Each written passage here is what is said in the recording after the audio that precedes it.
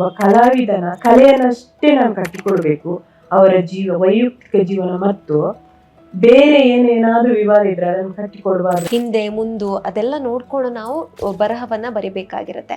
ಆ ಒಂದು ಸಂದರ್ಭದಲ್ಲಿ ನಿಮ್ಗೆ ಯಾವ್ದಾದ್ರು ಸವಾಲು ಎದುರಾಗಿದ್ಯಾ? ಪಂಡಿತ್ ಮಲ್ಲಿಕಾರ್ಜುನ ಮನ್ಸೂರ್ ಅವರು ಯಕ್ಷಗಾನ ಹಿನ್ನೆಲೆಯವರಂತ ಒಬ್ರು ಬರೆದಿದ್ರು. ವಿಜಯ ಕರ್ನಾಟಕ ನನಗೆ ಒಳ್ಳೆ ಅವಕಾಶ ಕೊಡ್ತು ನನ್ನ ಆಸಕ್ತಿಗೆ. ಪತ್ರಿಕೆಗೆ ತುಂಬಾ ನಾನು ಋಣಿಯಾಗಿರ್ಬೇಕು. ನಾವು ಪತ್ರಕರ್ತರಾಗಬೇಕು, ನಮ್ಗೆ at least letter to the editor ಅಲ್ಲಿ ಆದ್ರೂ ನಮ್ಮ ಲೇಖನಗಳು ಬರ್ಲಿ ಅಂತ ಇತ್ತು. ಈಗ ನಾವು ಬರೆಯೋದೇ ಇಲ್ಲ. ಕೀಳರಿಮೆಯಿಂದ ಹೇಗೆ ಹೊರಗೆ ಬರ್ತಾರೆ? ಮದುವೆ ಆದ ನಂತರನೇ ಹಾಡೋದು ಸರಿ, ಅದು ಸೋಷಿಯಲ್ ಮೀಡಿಯಾದಲ್ಲಿ ಸಿಕ್ಕಾಪಟ್ಟೆ ಅವರು ಶೇರ್ ಆಗೋದು. ಪ್ರತಿ ವಾರ ನಾನು ಅದಕ್ಕೊಂದು 4-5 ಬರಹ ಕಳಿಸೋದು, ಯಾವ್ದಾದ್ರು ಒಂದು ಪಬ್ಲಿಷ್ ಆಗ್ತಿರ್ಲಿಲ್ಲ. ಸುಮಾರು ಬ್ಯಾಂಕ್ಗಳಿಗೆ ಹೋಗಿ ಲೋನ್ ಕೇಳಿ MA ಮಾಡ್ತೀನಿ ಅಂದ್ರೆ ನನಗೆ ಲೋನ್ ಕೊಡ್ಲಿಲ್ಲ. ನನಗೆ ತುಂಬಾ ಹಸಿವಾಗ್ತಾ ಇರ್ತಿತ್ತು. ಸಂಜೆ ಹೊತ್ತು ಹೋದ್ರೆ ಅವ್ರ ಮನೇಲಿ ಊಟ ಹಾಕ್ತಿದ್ರು ನೋಡಿ. ಅಶ್ವತ್ಥಮ್ಮ ಅಂತ ಹೇಳಿ ಬಳಪೇಟೆಯಿಂದ ಸುಮಾರು 10,000ಕ್ಕೆ ಹೆಚ್ಚು ತಬಲಗಳನ್ನ ರಿಪೇರಿ ಮಾಡಿದ ಮಹಿಳೆ, 80-85 ವರ್ಷ. ಅವರ ಅಂಗಡಿಗೆ ಹೋಗಿದ್ದೆ ನಾನು. ಅಯ್ಯೋ, ವಿದೇಶಕ್ಕೆ ಹೋಗುದೇನು ದೊಡ್ಡದು, ಕಾಗೆಗಳು ಕೂಡ ಹೋಗ್ಬೋದು ಅಂತ.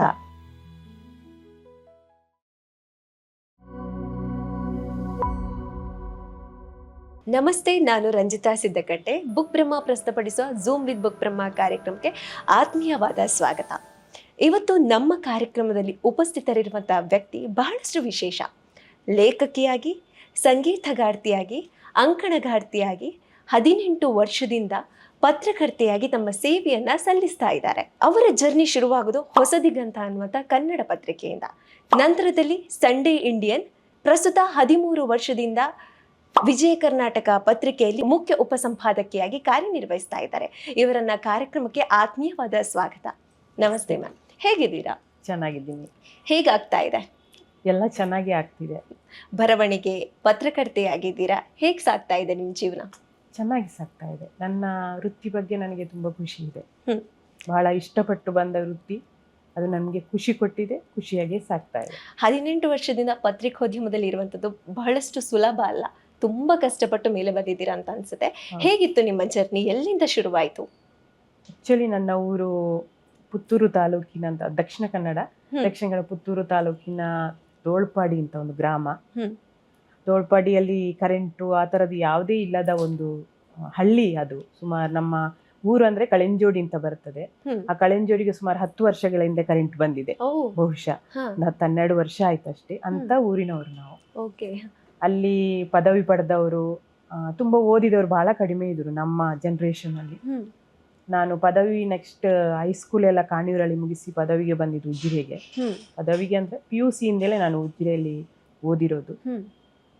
ಮೊದಲು PUC PCMB ನಮ್ದು ವಿಷಯ ಆಯ್ಕೆ ಮಾಡ್ಕೊಂಡಿದ್ದೆ. ಅಂದ್ರೆ SSLC ಚೆನ್ನಾಗಿ ಅಂಕಗಳು ಬಂದಿತ್ತು. ಹಾಗಾಗಿ ಎಲ್ಲರೂ ಸೈನ್ಸ್ ತೆಕೋ ಅಂತ ಹೇಳುವಾಗ ನಾನು ಸೈನ್ಸ್ ತಗೊಂಡ್ಬಿಟ್ಟಿದ್ದೆ. ಅಂದ್ರೆ ನನ್ನ ಆಸಕ್ತಿ ಅದು ಆಗಿರ್ಲಿಲ್ಲ. ನನಗೆ ಒಂದು ನಿರ್ಧಾರ ಮಾಡಕ್ಕೂ ಆಗ ಗೊತ್ತಿರ್ಲಿಲ್ಲ. ಪುಷ್ ಮಾಡ್ತಿರ್ತಾರೆ, ಹೌದು, ನೀವೆಲ್ಲರೂ ನೀನ್ ಸೈನ್ಸ್ ತೆಕೋ ಅಂದ್ರೆ ನಾನು ಸೈನ್ಸ್ ತಗೊಂಡೆ. ಆದ್ರೆ ಅದು ಬಂದ ಮೇಲೆ, PUCಗೆ ಬಂದ ಮೇಲೆ ನನಗೆ ಅದ್ರ ಅನುಭವ ಆಯ್ತು, ಇದು ನನ್ನ ಆಸಕ್ತಿಯ ಕ್ಷೇತ್ರನೇ ಅಲ್ಲ ಅಂತ ಅನಿಸ್ತಾ ಇತ್ತು. ಬಹಳ ಕಷ್ಟಪಟ್ಟು 2 ವರ್ಷ PUCಯನ್ನ ಮುಗಿಸಿ ನಂತರ ನಾನು ಡಿಗ್ರಿಯಲ್ಲಿ ಐಚ್ಛಿಕ ಕನ್ನಡ, ಪತ್ರಿಕೋದ್ಯಮ ಮತ್ತು ಸೈಕಾಲಜಿ ನನ್ನ ವಿಷಯ ಆಗಿತ್ತು. ಅದು ಬಹಳ ನನ್ನ ಇಷ್ಟಪಟ್ಟು ಬಂದ ವೃತ್ತಿ ಯಾವುದು, ನನ್ನ ವಿಷಯನೂ ಅದು.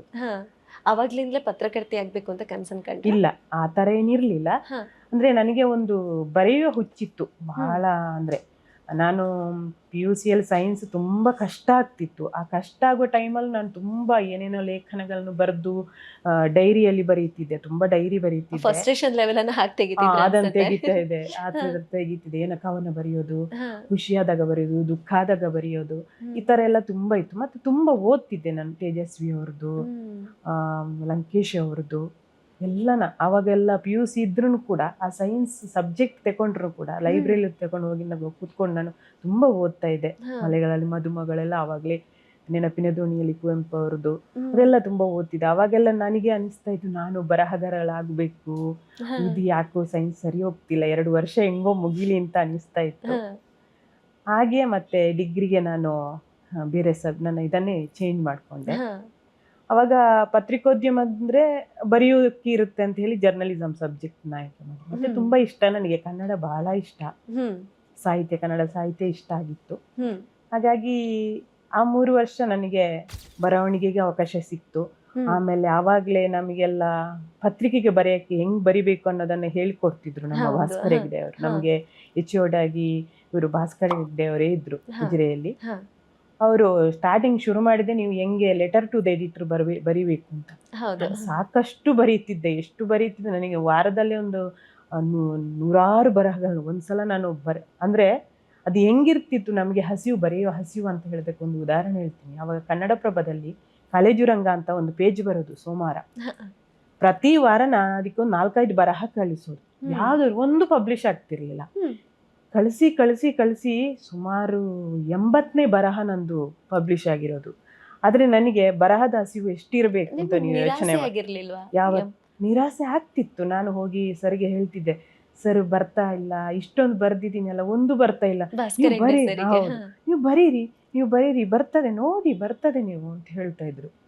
ಮತ್ತೆ ಬರೀತಿದ್ದೆ, ಬರ್ತಾನೆ ಇರ್ಲಿಲ್ಲ. ಎಷ್ಟೋ ಸಲ ಅಳ್ತಿದ್ದೆ. ಕಾಲೇಜ್ ರಂಗ ಹೋಗಿ ಲೈಬ್ರರಿ, ನಮ್ಗೆ ಕೈಗೇನು ಪೇಪರ್ ಸಿಗ್ತಾ ಇರ್ಲಿಲ್ಲ, ತರಿಸ್ಕೊಳ್ತಾಗ ಆಗ್ತಿರ್ಲಿಲ್ಲ. ಕಾಲೇಜ್ ರಂಗ ನೋಡಕ್ಕೆ ನಾನು ಲೈಬ್ರರಿಗೆ ಹೋಗ್ಬೇಕು. ಬೆಳಿಗ್ಗೆ ಬೇಗ ಹಾಸ್ಟೆಲಿಂದ ಹೊರಟು ಲೈಬ್ರರಿಗೆ ಹೋಗುದು. ಲೈಬ್ರರಿಯಲ್ಲಿ ಹೋಗಿ ನೋಡಿದ್ರೆ ನನ್ನ ಲೇಖನನೇ ಬರಕ್ಕಿಲ್ಲ, ಯಾರ್ಯಾರ್ದೋ ಇರ್ತಿತ್ತು.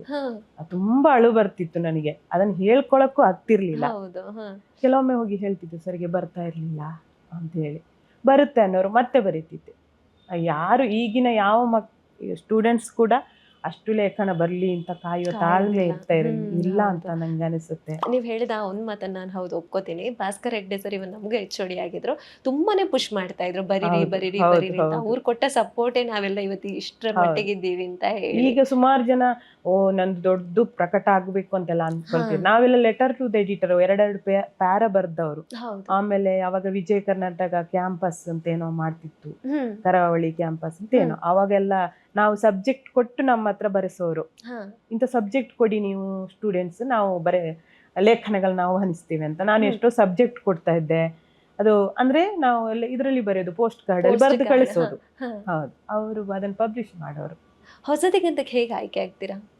ಹೊಸದಿಗಂತಕ್ಕೆ ಅಂದ್ರೆ ನಾನು ಡಿಗ್ರಿ ಮುಗಿಸಿದ್ದು 2006ರಲ್ಲಿ. ನಂಗೆ ಕೆಲಸ ಅನಿವಾರ್ಯ ಆಗಿತ್ತು. ನೆಕ್ಸ್ಟ್ MA ಮಾಡ್ಬೇಕನ್ನುವುದಕ್ಕೆ ನಮ್ಗೆ ಆರ್ಥಿಕವಾಗಿ ಯಾವ ಸೌಲಭ್ಯನೂ ಇರ್ಲಿಲ್ಲ. ಸುಮಾರು ಬ್ಯಾಂಕ್ಗಳಿಗೆ ಹೋಗಿ ಲೋನ್ ಕೇಳಿ MA ಮಾಡ್ತೀನಿ ಅಂದ್ರೆ ನಂಗೆ ಲೋನ್ ಕೊಡ್ಲಿಲ್ಲ. ಆರ್ಥಿಕವಾಗಿ ಇದಿಲ್ಲ. ಸುಮಾರು 5-6 ಬ್ಯಾಂಕ್ಗಳಿಗೆ ಹೋಗಿದ್ದೀನಿ ನಾನು ಅಮ್ಮನ ಕರ್ಕೊಂಡು. ಅವಾಗ ಇದಿರ್ಲಿಲ್ಲ, ಕೊಡ್ಲಿಲ್ಲ. ಅವಾಗ ಬೆಂಗಳೂರಿಗೆ ಹೋದ್ರೆ ಸರಿ ಅಂತ ಹೇಳಿ ಬಂದಿತ್ತು. ನಾನು ಡಿಗ್ರಿ ಮುಗಿಸಿ ನನ್ನ ರಿಸಲ್ಟ್ ಬಂದ 3 ದಿವಸದಲ್ಲಿ ಬೆಂಗಳೂರಿಗೆ ಬಂದಿತ್ತು. ನೆಕ್ಸ್ಟ್ ನಿಮ್ಮ ಜರ್ನಿ ಹೊಸದಿಗಂತದಿಂದ ಶುರುವಾಗುತ್ತೆ. ಅಲ್ಲಿ ಹೇಗಿತ್ತು ನಿಮ್ಮ ಎಕ್ಸ್ಪೀರಿಯನ್ಸ್? ಅಲ್ಲಿ ತುಂಬಾ ಚೆನ್ನಾಗಿತ್ತು. ಅದು ಹೆಂಗೆ ಅಂತ ಹೇಳಿದ್ರೆ, ಹೊಸದಿಗಂತ ಒಂಥರ ಮನೆ ವಾತಾವರಣ. ಅಲ್ಲಿ ತುಂಬಾ ಪ್ರೊಫೆಷನಲ್, ಸ್ಟ್ರಿಕ್ಟ್ ಏನು ಇಲ್ಲ. ಅವಾಗೆಲ್ಲ ಕೈಯಲ್ಲಿ ಬರೆಯುವಂತದ್ದು ಇದ್ದಿತ್ತು. ನಮ್ಗೆ ಕಂಪ್ಯೂಟರ್ ಎಲ್ಲ ಇರ್ಲಿಲ್ಲ, ನಾವು ಕೈಯಲ್ಲಿ ಬರೀತಿದ್ವಿ. ಅವಾಗ ನಮ್ಗೆ ದೂಗು ಲಕ್ಷ್ಮಣ ಮತ್ತು ಶಾಂತರಾಮ್ ಅಂತ ಹೇಳಿ ರೆಸಿಡೆಂಟ್ ಎಡಿಟರು, ದೂಗು ಲಕ್ಷ್ಮಣ ಸಂಪಾದಕರಾಗಿದ್ರು. ಅವರೇ ನಮ್ಮ ಕಾಪಿಗಳನ್ನು ತಿದ್ತಾ ಇದ್ರು. ದಿನ ಬರ್ಕೊಡೋದು, ಅವ್ರು ತಿದ್ದಿದ್ಮೇಲೆ ಮತ್ತೆ ನಾವು ಬರೆಯೋದು, ಆ ತರ ಇತ್ತು. ಅವ್ರು ತುಂಬಾ ಚಂದ ನಮ್ಮನ್ನು ತಿದ್ದಿದ್ದಾರೆ ಅಂತ ನನಗೆ ಅನಿಸುತ್ತೆ ಇವಾಗ. ಆಮೇಲೆ ಸಂಡೇ ಇಂಡಿಯನ್ಗೆ ಬಂದೆ.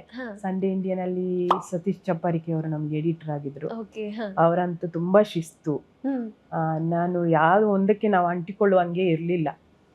ಎಲ್ಲಾನು ಮಾಡಬೇಕು, ಎಲ್ಲಾನು ಮಲ್ಟಿ ವರ್ಕ್ ಮಾಡಿ, ರಾಜಕೀಯ ಮಾಡಿ, ಕಲೆ ಮಾಡಿ ಅಂತ ಎಲ್ಲದಕ್ಕೆ ಪ್ರೋತ್ಸಾಹ ಕೊಟ್ಟಿದ್ರು. ನಾನು ಜನರಲ್ ಇದ್ರಲ್ಲೇ ಇದ್ದೆ ಅವಾಗ, ಎಲ್ಲ ಕಡೆ ಮಾಡಿದ್ದೆ. ಆವಾಗ ಅವರೊಂದು ತುಂಬಿದ ಧೈರ್ಯ ಉಂಟಲ್ಲ, ಇವಾಗ ನನಗೆ ತುಂಬಾ ಹೌದು ಆಗ ಅನಿಸ್ತಾ ಇದೆ.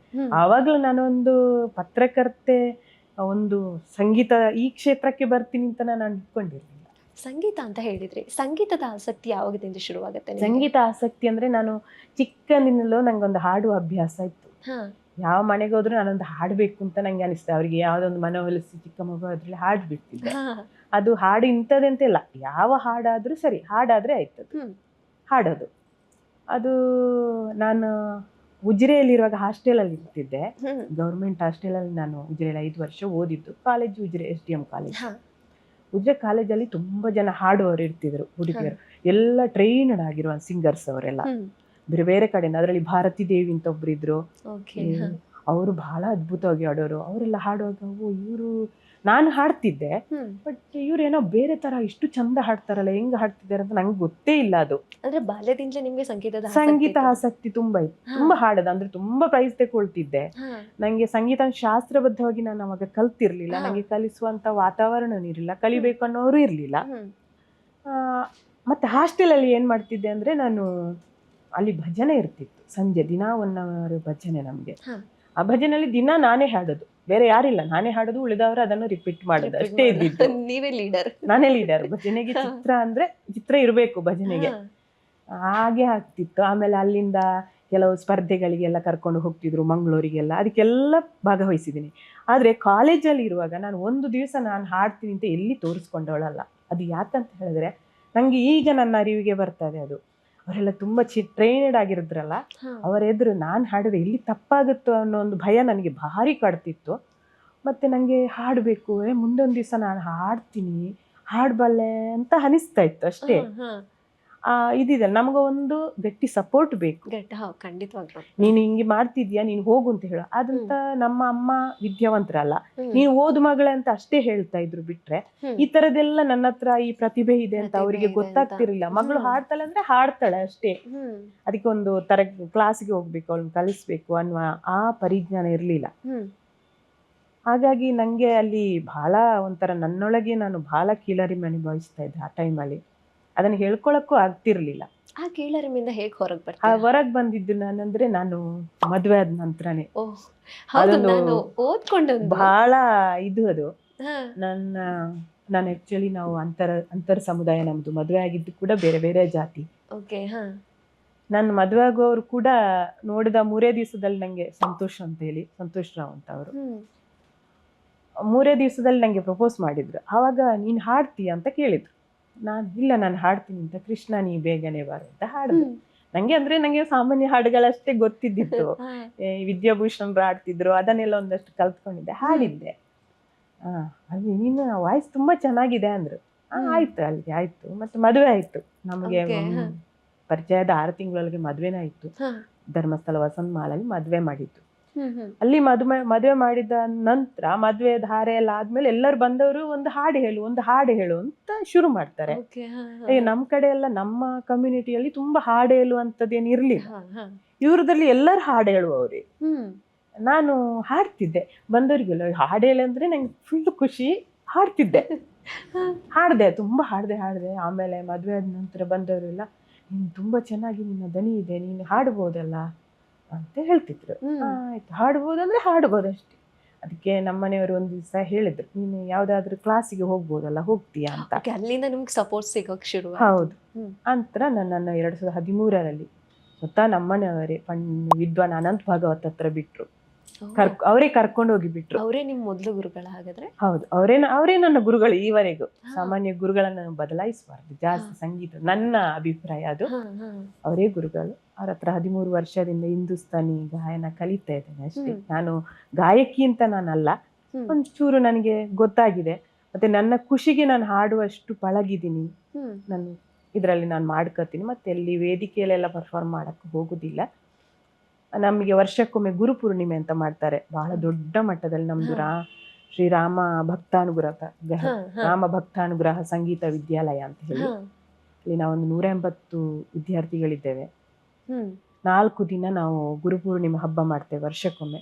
ನಮಗೆ ಗುರುಗಳು ಒಂದು ರಾಗವನ್ನ ಕಲಿಸ್ತಾರೆ. ಸುಮಾರು 6 ತಿಂಗಳು ಅದಕ್ಕೆ ಶ್ರಮ ಹಾಕಿದ್ರು ಚೆನ್ನಾಗಿ ಪಕ್ಕನು ಬರುವುದಿಲ್ಲ ಅಂತ ಹಾಡ್ತೀವಿ. ಅದಕ್ಕೊಂದು ಹಾಡ್ತೀನಿ ನಾನು ಪ್ರತಿ ವರ್ಷ. ಅದನ್ನೊಂದು ಅಭ್ಯಾಸ ಮಾಡ್ಕೊಂಡು 1 ವರ್ಷ ನಾನು ಒಂದು ರಾಗನ ಹಾಡಬೇಕು ಅಂತೆಲ್ಲ. ಅದಕ್ಕೆ ನನ್ನಿಂದ ಎಷ್ಟು ಶ್ರಮ ಆಗುತ್ತಾ ಅಷ್ಟು ಹಾಕ್ತೀನಿ.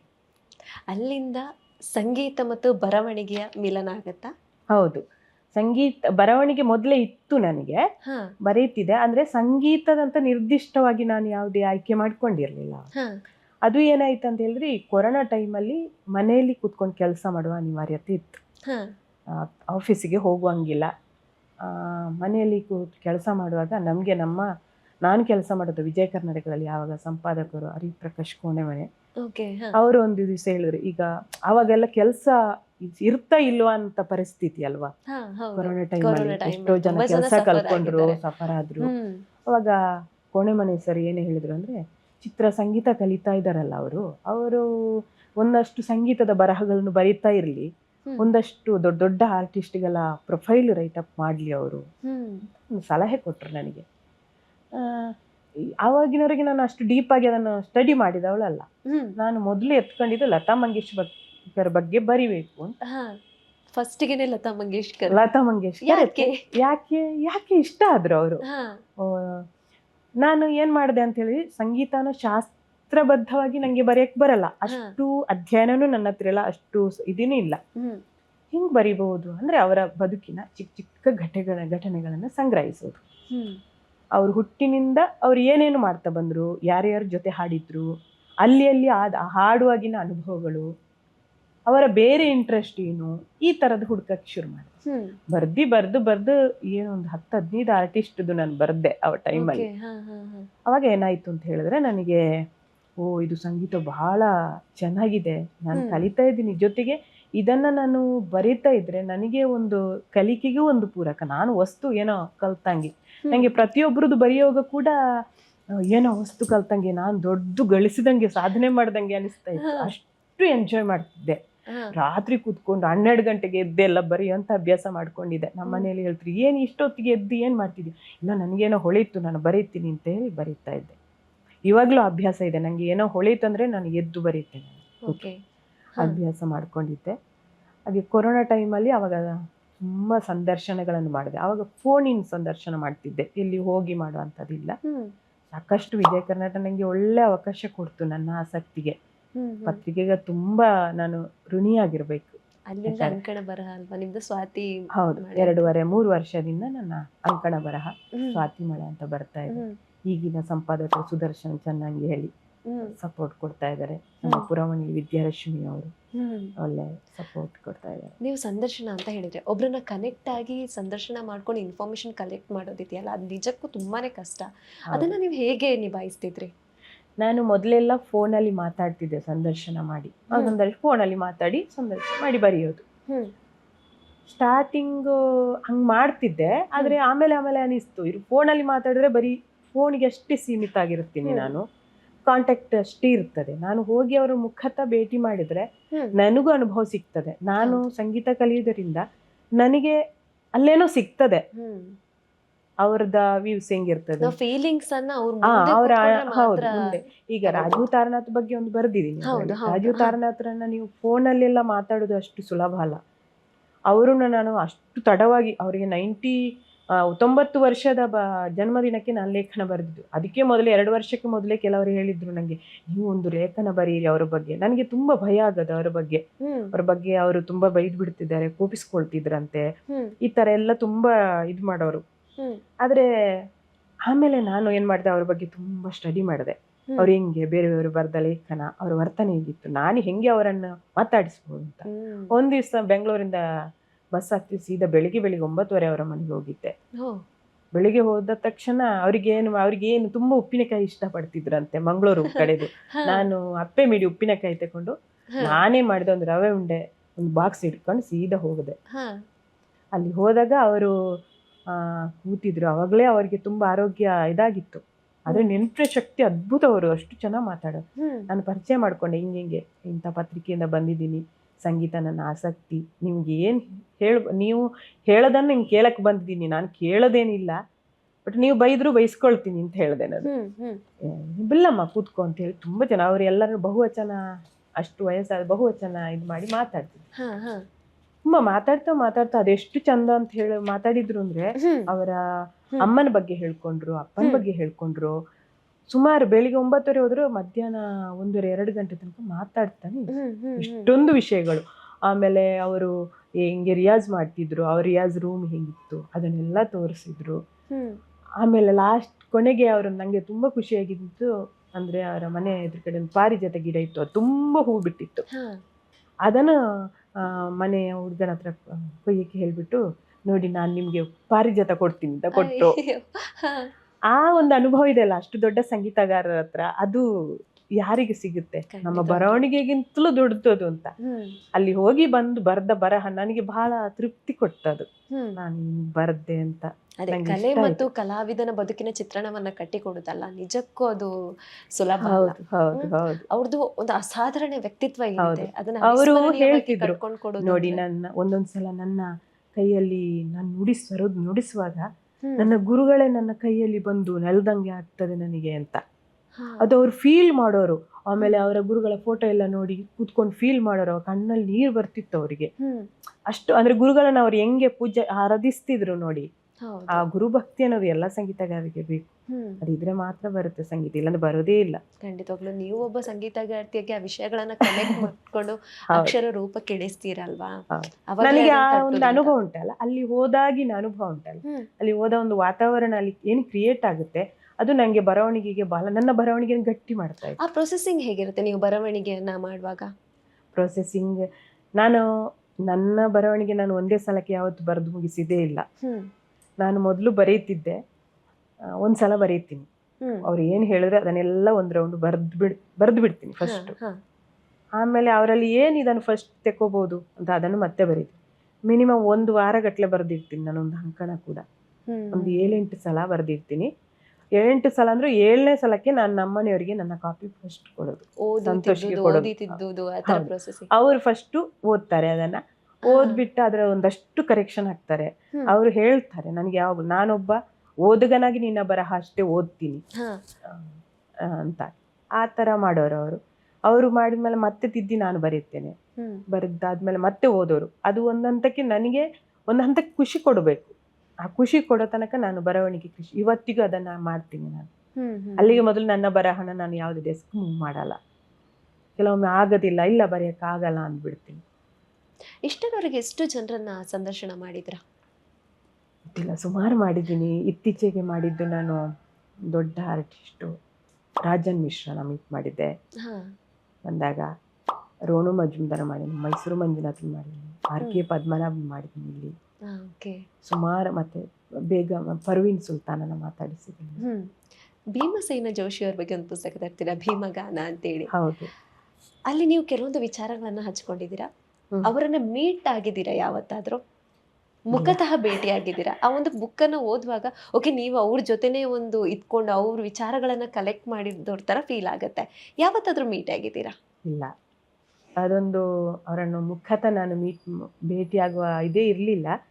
ಆದ್ರೆ ನಾನು ಉಜಿರೆಯಲ್ಲಿ PUC ಯಲ್ಲಿ ಓದ್ತಿದ್ದೆ ಅನ್ಸುತ್ತೆ. ಒಂದ್ ದಿವಸ ಇವರು ಬರೋದು ಗೊತ್ತಾಯ್ತು, ಭೀಮಸೇನ್ ಜೋಶಿ ಅವರು. ಅವಾಗೆಲ್ಲ ಕ್ಯಾಂಪಸ್ ಅಲ್ಲೆಲ್ಲ ಮಾತಾಡ್ಕೊಳ್ತಿದ್ರು, ಯಾರೋ ದೊಡ್ಡ ಸಂಗೀತಗಾರರು ಬರ್ತಾರೆ. ನಂಗೆ ಯಾವಾಗ ಭೀಮಸೇನ್ ಜೋಶಿ ಅವರು ದೊಡ್ಡ ಸಂಗೀತಗಾರ ಅನ್ನೋ ಜ್ಞಾನ ನಂಗಿಲ್ಲ, ಸ್ವರ ಜ್ಞಾನ ಇಲ್ಲ, ಆಸಕ್ತಿ ಮಾತ್ರ ಇದ್ದಿದ್ದು ಬಿಟ್ರೆ ನಂಗೆ ಯಾವುದೇ ಶಾಸ್ತ್ರೀಯ ಸಂಗೀತದ ಯಾವುದೇ ಜ್ಞಾನ ನಂಗೆ ಇರ್ಲಿಲ್ಲ ಅಲ್ಲಿ. ಅವಾಗ ಮಾತಾಡ್ತಿದ್ರು ಅವತ್ತು. ಆಮೇಲೆ ನಮಗೆ ಹಾಸ್ಟೆಲಲ್ಲಿ ತುಂಬಾ ಸ್ಟ್ರಿಕ್ಟ್ ಜಾಸ್ತಿ, ಹೊರಗೆ ಬಿಡ್ತಿರ್ಲಿಲ್ಲ. ನಾನು ವಾರ್ಡನ್ ಕೇಳಿದೆ, ಹಿಂಗೆ ನಂಗೆ ಇಷ್ಟ, ಮತ್ತೆ ಭಜನೆ ಎಲ್ಲ ಆಡ್ತಿದ್ನಲ್ಲ, ಚಿತ್ರ ಅಂದ್ರೆ ಸಂಗೀತ ಅಂತ ಅವರ ದೃಷ್ಟಿಯಲ್ಲಿ.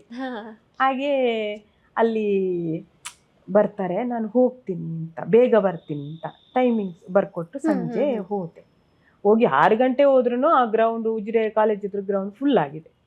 ಫುಲ್ಲು ರಶ್, ಎಷ್ಟು ರಶ್ ಅಂದ್ರೆ ಎಲ್ಲಿ ಯಾರು ಕಾಣ್ತಾ ಇಲ್ಲ, ಆ ತರ ಆಗಿತ್ತು. ಅವಾಗ ಮುಂದ್ಗಡೆ ಕಲಾವಿದ್ರು ಕೂತಿದ್ದಾರೆ, ನಂಗೆ ಏನು ಕಾಣ್ತಾ ಇಲ್ಲ, ಬರೀ ತಂಬುರ ತಲೆ ಅಷ್ಟೇ ಕಾಣ್ತಿದೆ. ಆಮೇಲೆ ಶ್ರುತಿ ಕೇಳ್ತದೆ, ಅಂತ ಕೇಳ್ತದೆ. ಆಮೇಲೆ ಅಲ್ಲಿ ಹಿಂದ್ಗಡೆ ಒಂದು ಮರ ಇತ್ತು, ಆ ಮರದ ಇದಕ್ಕೆ ಹತ್ತಿ ನೋಡಿದ್ರು ನಂಗೆ ಕಾಣಲಿಲ್ಲ. ಸುಮಾರು ಹೊತ್ತು ಕೂತೆ. ಮತ್ತೆ ಸಂಗೀತ ಅಂದ್ರೆ ಅವಾಗ ಗೊತ್ತಿಲ್ವಲ್ಲ, ಇದು ಆಲಾಪನೆ ಏನು, ಸ್ಟಾರ್ಟಿಂಗ್ ರಾಗಿಸ್ತಾರೆ ಏನು, ಇದು ಯಾವ್ದು ಗೊತ್ತಿಲ್ಲ, ಏನ ಅಂತ ಹೇಳ್ತಿದ್ರು. ಏನು ಗೊತ್ತೇ ಆಗ್ಲಿಲ್ಲ. ಒಂದು ಅರ್ಧ ಗಂಟೆ ಇದ್ದು ವಾಪಸ್ ಬಂದೆ. ಏನ್ ಮಾಡಿದೆ, ಏನ್ ಕೇಳಿದೆ, ನಂಗೆ ಏನು ಗೊತ್ತಾಗ್ಲಿಲ್ಲ, ಅಲ್ಲಿ ಏನು ಕಾಣ್ಲಿಲ್ಲ ಅಂತ ಹೇಳ್ದೆ ಹಾಸ್ಟೆಲಲ್ಲಿ ಬಂದು. ಮತ್ತೆ ಏನಕ್ಕೆ ಹೋದೆ ಅಂದ್ರು, ಇಲ್ಲ ನಾನು ಅವ್ರ ನೋಡ್ಬೇಕು, ಯಾರೋ ದೊಡ್ಡವ್ರಂತೆ ನೋಡ್ಬೇಕು. ಯಾರಂತೆ ಅವರು? ಭೀಮಸೇನ್ ಜೋಶಿ ಅಂತೆ. ಅಲ್ಲಿಗೆ ಮುಗೀತು. ಅದೇ ಭೀಮಸೇನ್ ಜೋಶಿನ ಒಂದು ಭೇಟಿಯಾಗುವ ಪ್ರಸಂಗ, ಬೇರೆ ಏನು ಯಾವ ಪ್ರಸಂಗನೂ ಇಲ್ಲ. ಆದ್ರೆ ಅದ್ ಏನಾಯ್ತಂದ್ರೆ, ನಾನು ಕೋವಿಡ್ ಟೈಮಲ್ಲಿ ಹೇಳಿದ್ನಲ್ಲ, ತುಂಬಾ ಬರೆಯಕ್ಕೆ ಶುರು ಮಾಡಿದೆ ಅಂತ. ಭೀಮಸೇನ್ ಜೋಶಿ ಬಗ್ಗೆ ಎಲ್ಲರೂ ಹೇಳ್ತಿದ್ ಕೇಳಿ ನಾನು ಇವರ ಬಗ್ಗೆ ಹುಡುಕ್ಬೇಕು ಅಂತೇಳಿ ಹುಡ್ಕಕ್ಕೆ ಹೊರಟಿದ್ದದು. ಅವರ ಎಲ್ಲ ಪುಸ್ತಕನ ನಾನು ಫಸ್ಟ್ ನಾನು ಓದಿದ್ದು ಅರವಿಂದ ಮುಳಗೊಂದ್ ಅಂತ ಇವರ ಭೀಮಸೇನ್ ಜೋಶಿ ಅವರ ಅಳಿಯ ಹಾ ಸಂಪಾದನೆ ಮಾಡಿದ್ದಾರೆ, ಲಿಖಿತ ಪ್ರಕಟ ಮಾಡಿದೆ ಓಕೆ ಭೀಮಸೇನ್ ಜೋಶಿ ಅಂತ. ಆ ಪುಸ್ತಕ ಓದಿದೆ. ಹಾ ಓದಿದ ಮೇಲೆ ಭೀಮಸೇನ್ ಜೋಶಿ ಬಗ್ಗೆ ಏನ್ ಸಿಗುತ್ತೆ, ಎಲ್ಲಿ ಸಿಗುತ್ತೆ ಎಲ್ಲ ಸಂಗ್ರಹ ಮಾಡಕ್ ಶುರು ಮಾಡಿದೆ. ಹಾ ನಾನು ಅವ್ರದ್ದು ಒಂದು ಸಂದರ್ಶನ ಕೇಳ್ತಿದ್ದೆ. ಓಕೆ ಹಾ ಅದು ಅವರು ಗ್ವಾಲಿಯರಿಯಲ್ಲಿ ಇವರು ಅಮ್ಜದ್ ಅಲಿ ಖಾನ್ ಈಗ ಸರೋದ್ ವಾದಕರು, ಹಾ ಅವರ ತಂದೆ ದೊಡ್ಡ ಸರೋದ್ ವಾದಕರು ಉಸ್ತಾದ್ ಹಫೀಜ್ ಅಲಿ ಖಾನ್ ಅಂತ. ಹ್ಮ್ ಅವರ ಹಫೀಜ್ ಅಲಿ ಖಾನ್ ಸ್ಮರಣಾರ್ಥ ಒಂದೊಂದು ಕಾರ್ಯಕ್ರಮ ಮಾಡ್ತಾರೆ ಅಮ್ಜದ್ ಅಲಿ ಖಾನ್. ಅವಾಗ ಭೀಮಸೇನ್ ಜೋಶಿ ಅವರು ಗೆಸ್ಟ್ ಆಗಿ ಹೋಗ್ತಾರೆ ಅಲ್ಲಿಗೆ. ಹ್ಮ್ ಅಲ್ಲಿ ಹೋಗಿ ಭೀಮಸೇನ್ ಜೋಶಿ ಮಾತಾಡ್ತಾರೆ, ಭಾಷಣ ಮಾಡ್ತಾರೆ. ಭಾಷಣ ಮಾಡಿದಾಗ ಹೇಳ್ತಾರೆ ನಾನು ಹಿಂಗೆ ಬಂದೆ ಅಂತ. ಭೀಮಸೇನ್ ಜೋಶಿ ಹೇಳ್ಕೊಳ್ತಾರೆ. ಅವರು ಮನೆಯಿಂದ ಓಡಿ ಬಂದು ಇಲ್ಲಿ ಕೋಲ್ಕತ್ತಾಗ ಹೋಗ್ತಾರೆ. ಹಾ ಸನ್ಯಾಲ್ ಅನ್ನುವ ಯಾರೊಬ್ರು ಡೈರೆಕ್ಟರ್, ಮ್ಯೂಸಿಕ್ ಡೈರೆಕ್ಟರ್ ಮನೆಯಲ್ಲಿ ಇರ್ತಾರೆ. ಹ್ಮ್ ಅಂದ್ರೆ ಅವರು ಮ್ಯೂಸಿಕ್ ಏನೋ ಸಿಗುತ್ತಾ ಅಂತ ಅಲ್ಲಿ ಹೋಗ್ತಾರೆ. ಅವರು ಮ್ಯೂಸಿಕ್ ಡೈರೆಕ್ಟರ್ ಬರೋದೇ ರಾತ್ರಿ ಆಗೋದಂತೆ. ಇವರು ಬರೀ ಅವರ ಮನೆ ಗಿಡಗಳಿಗೆ ನೀರು ಹಾಕುವ ಕೆಲಸ ಮಾಡೋರ ಹ್ಮ್ ಹ್ಮ್ ಹ್ಮ್ ಅಂದ್ ಬಂದು ಹಂಗೆ ಗ್ವಾಲಿಯರ್ಗೆ ಬಂದು ಹಫೀಜ್ ಅಲಿ ಖಾನ್ ಜೊತೆ ಅವರ ಮನೆಯಲ್ಲಿ ಇರ್ತಾರೆ ಭೀಮಸೇನ್ ಜೋಶಿ ಅವರು. ಹ್ಮ್ ಯಾಕೆ ಇರ್ತೀರಿ ಅವ್ರ ಮನೆ, ಸಂಜೆ ಹೋಗುದಂತೆ. ಸಂಜೆ 2 ರಾಗ 3 ರಾಗನ ಅವರಿಗೆ ಹೇಳ್ಕೊಟ್ಟಿದ್ದಾರೆ ಭೀಮಸೇನ್ ಜೋಶಿಗೆ. ಓಕೆ ಬರೀ 3 ರಾಗ ಹೇಳ್ಕೊಟ್ಟಿದಂತೆ 3 ವರ್ಷದಲ್ಲಿ. ಹ್ಮ್ ಪುರಿಯಾದನ ಶ್ರೀ, ಇನ್ನೊಂದು ಯಾವ್ದೋ 2 ಮರ್ತೋಯ್ತು ನನಗೆ. ಅದ್ರ ರಾಗ ಯಾಕೆ ಹೋಗ್ತೀರಿ ಅಂತ ಕೇಳಿದ್ರೆ ಅವ್ರು ಹೇಳ್ತಾರೆ, ಹಾ ನನಗೆ ತುಂಬಾ ಹಸಿವಾಗ್ತಾ ಇರ್ತಿತ್ತು, ಹಾ ಸಂಜೆ ಹೊತ್ತು ಹೋದ್ರೆ ಅವ್ರ ಮನೇಲಿ ಊಟ ಹಾಕ್ತಿದ್ರು, ಓ ಹಾ ಅದಕ್ಕಾಗಿ ನಾನು ಹೋಗ್ತಿದ್ದೆ ಅಂತ. ನಂಗೆ ಆ ಮಾತು ತುಂಬಾ ನನ್ನ ಮೇಲೆ ಪ್ರಭಾವ ಬೀರಿತ್ತು. ಅಂದ್ರೆ ಈ ಹಸಿವು ಮನುಷ್ಯನನ್ನ ಹೆಂಗ್ ಮಾಡುತ್ತೆ, ಮತ್ತೆ ಅವ್ರಿಗೆ ಕಲಿಬೇಕು ಅನ್ನೋದು ಮನೆಯಿಂದ ಓಡಿ ಹೋಗಿದ್ದಾರೆ ಅವರು. ಅಲ್ಲಿ 2 ರೀತಿಯ ಹಸಿವನ್ನ ನಾವು 2 ರೀತಿಯ ಹಸಿವು ಒಂದು ನೋಡ್ಬೋದು. ಹೊಟ್ಟೆಯ ಹಸಿವು, ಹೌದು, ಮತ್ತೊಂದು ಕಲಿಕೆಯ ಕಲಿಕೆ ಹಸಿವು. ಒಂದು ಸಂಗೀತನೂ ಸಿಗುತ್ತೆ, ನನ್ನ ಹೊಟ್ಟೆನೂ ಹೊಟ್ಟೆನೂ ತುಂಬುತ್ತೆ ಅಂತ ನಾನು ಬರ್ತಾ ಇದ್ದೆ ಅಂತ. ನಂಗೆ ಆ ಮಾತು ಕೇಳಿ ಮೇಲೆ ನಂಗೆ ಭೀಮಸೇನ್ ಜೋಶಿ ಅವರ ಬಗ್ಗೆ ಬರಿಬೇಕು ಅಂತ ಅನಿಸ್ತು. ನಿಜಕ್ಕೂ ನೀವು ಇಲ್ಲಿ 2 ಪಾರ್ಟ್ ಮಾಡಿ ಹಲವಷ್ಟು ಲೇಖನಗಳನ್ನ ಕೊಟ್ಟಿದ್ದೀರಾ. ಅದು ಒಂದೊಂದು ಲೇಖನಗಳನ್ನ ಓದ್ತಾ ಹೋದಾಗೆ ಅವರ ಜೀವನ ಆಗಿರ್ಬೋದು, ಅವರ ಬೆಳೆದು ಬಂದ ಹಾದಿ ಆಗಿರ್ಬೋದು, ತುಂಬಾನೇ ಪ್ರಭಾವ ಬೀರುತ್ತೆ. ಹೌದು, ನಾನು ಮತ್ತೆ ಬರವಣಿಗೆಯಲ್ಲಿ ಕೂಡ ಒಬ್ಬ ಕಲಾವಿದನ ಅವನ ಕಲೆಯನ್ನಷ್ಟೇ ನಾನು ಕಟ್ಟಿಕೊಡ್ಬೇಕು. ಅವರ ವೈಯಕ್ತಿಕ ಜೀವನ ಮತ್ತು ಬೇರೆ ಏನೇನಾದ್ರೂ ವಿವಾದ ಇದ್ರೆ ಅದನ್ನು ಕಟ್ಟಿಕೊಡಬಾರ್ದು ನಾನು ಯಾವತ್ತು ಬರವಣಿಗೆಯಲ್ಲಿ ಅಂತ ನಾನು ಒಂದು ನಿರ್ಧಾರಕ್ಕೆ ಬಂದಿರೋದು. ನಿಮ್ಮ ದೃಷ್ಟಿಕೋನನೇ ಹಂಗೆ. ಸಂಗೀತ ಅಷ್ಟೇ ಬೇಕು, ಅದು ತಪ್ಪೋ ಸರಿ ಬೇರೆಯವ್ರಿಗೆ ಬಿಟ್ಟಿದ್ದು, ನನ್ನ ಅಭಿಪ್ರಾಯ ಇದು. ಒಬ್ಬ ಕಲಾವಿದನ ಈಗ ಭೀಮಸೇನ್ ಜೋಶಿ ತರ ನಾವು ಕಲಿಯೋ ಒಂದು ಇದು ಇರ್ತದಲ್ಲ, ಆ ಮರ್ಜಿಗೆ ಬಿದ್ದು ಕಲಿತಾರಲ್ಲ, ಕಲಿಕೆಗೆ ಅದು ಬೇಕಲ್ಲ, ಅದಕ್ಕಾಗಿ ಅದನ್ನ ಕಟ್ಟಿಕೊಡ್ತೇನೆ ನಾನು ಅಂತ. ಸ್ಫೂರ್ತಿ ಆಗ್ಬೇಕು. ಸ್ಫೂರ್ತಿ, ಹೌದು ಹೌದು. ಹಾಗಾಗಿ ಎಲ್ಲಾದ್ರೂ ಭೀಮಸೇನ್ ಜೋಶಿ ಅವರ ಕೇವಲ ಒಂದು ಪಾಸಿಟಿವ್ ಇದೆ ಅಷ್ಟೇ ಇದೆ, ಅದರಲ್ಲಿ ನೆಗೆಟಿವ್ ಯಾರ್ದಿದ್ರು ನಾನು ಬರೆಯೋದಿಲ್ಲ. ಖಂಡಿತವಾಗ್ಲೂ ಹಾಗಾಗಿ ನೆಗೆಟಿವ್ ಮನುಷ್ಯನ ಮೇಲೆ ಯಾವ ರೀತಿಯ ಪ್ರಭಾವವನ್ನು ಕೂಡ ಬೀರ್ಬೋದು. ಅದ್ರ ಪಾಸಿಟಿವಿಟಿ ಅನ್ನೋದಿದೆಯಲ್ಲ, ಅದು ಬಹಳಷ್ಟು ವ್ಯಕ್ತಿಗಳನ್ನ ಚೇಂಜ್ ಮಾಡುತ್ತೆ. ಹೌದು ಹೌದು. ಇನ್ನೊಂದು ಓಡಿ ಹೋದ 2 ಪ್ರಸಂಗಗಳ ಬಗ್ಗೆ ಈಗ ತಾನೇ ಮಾತಾಡಿದ್ವಿ.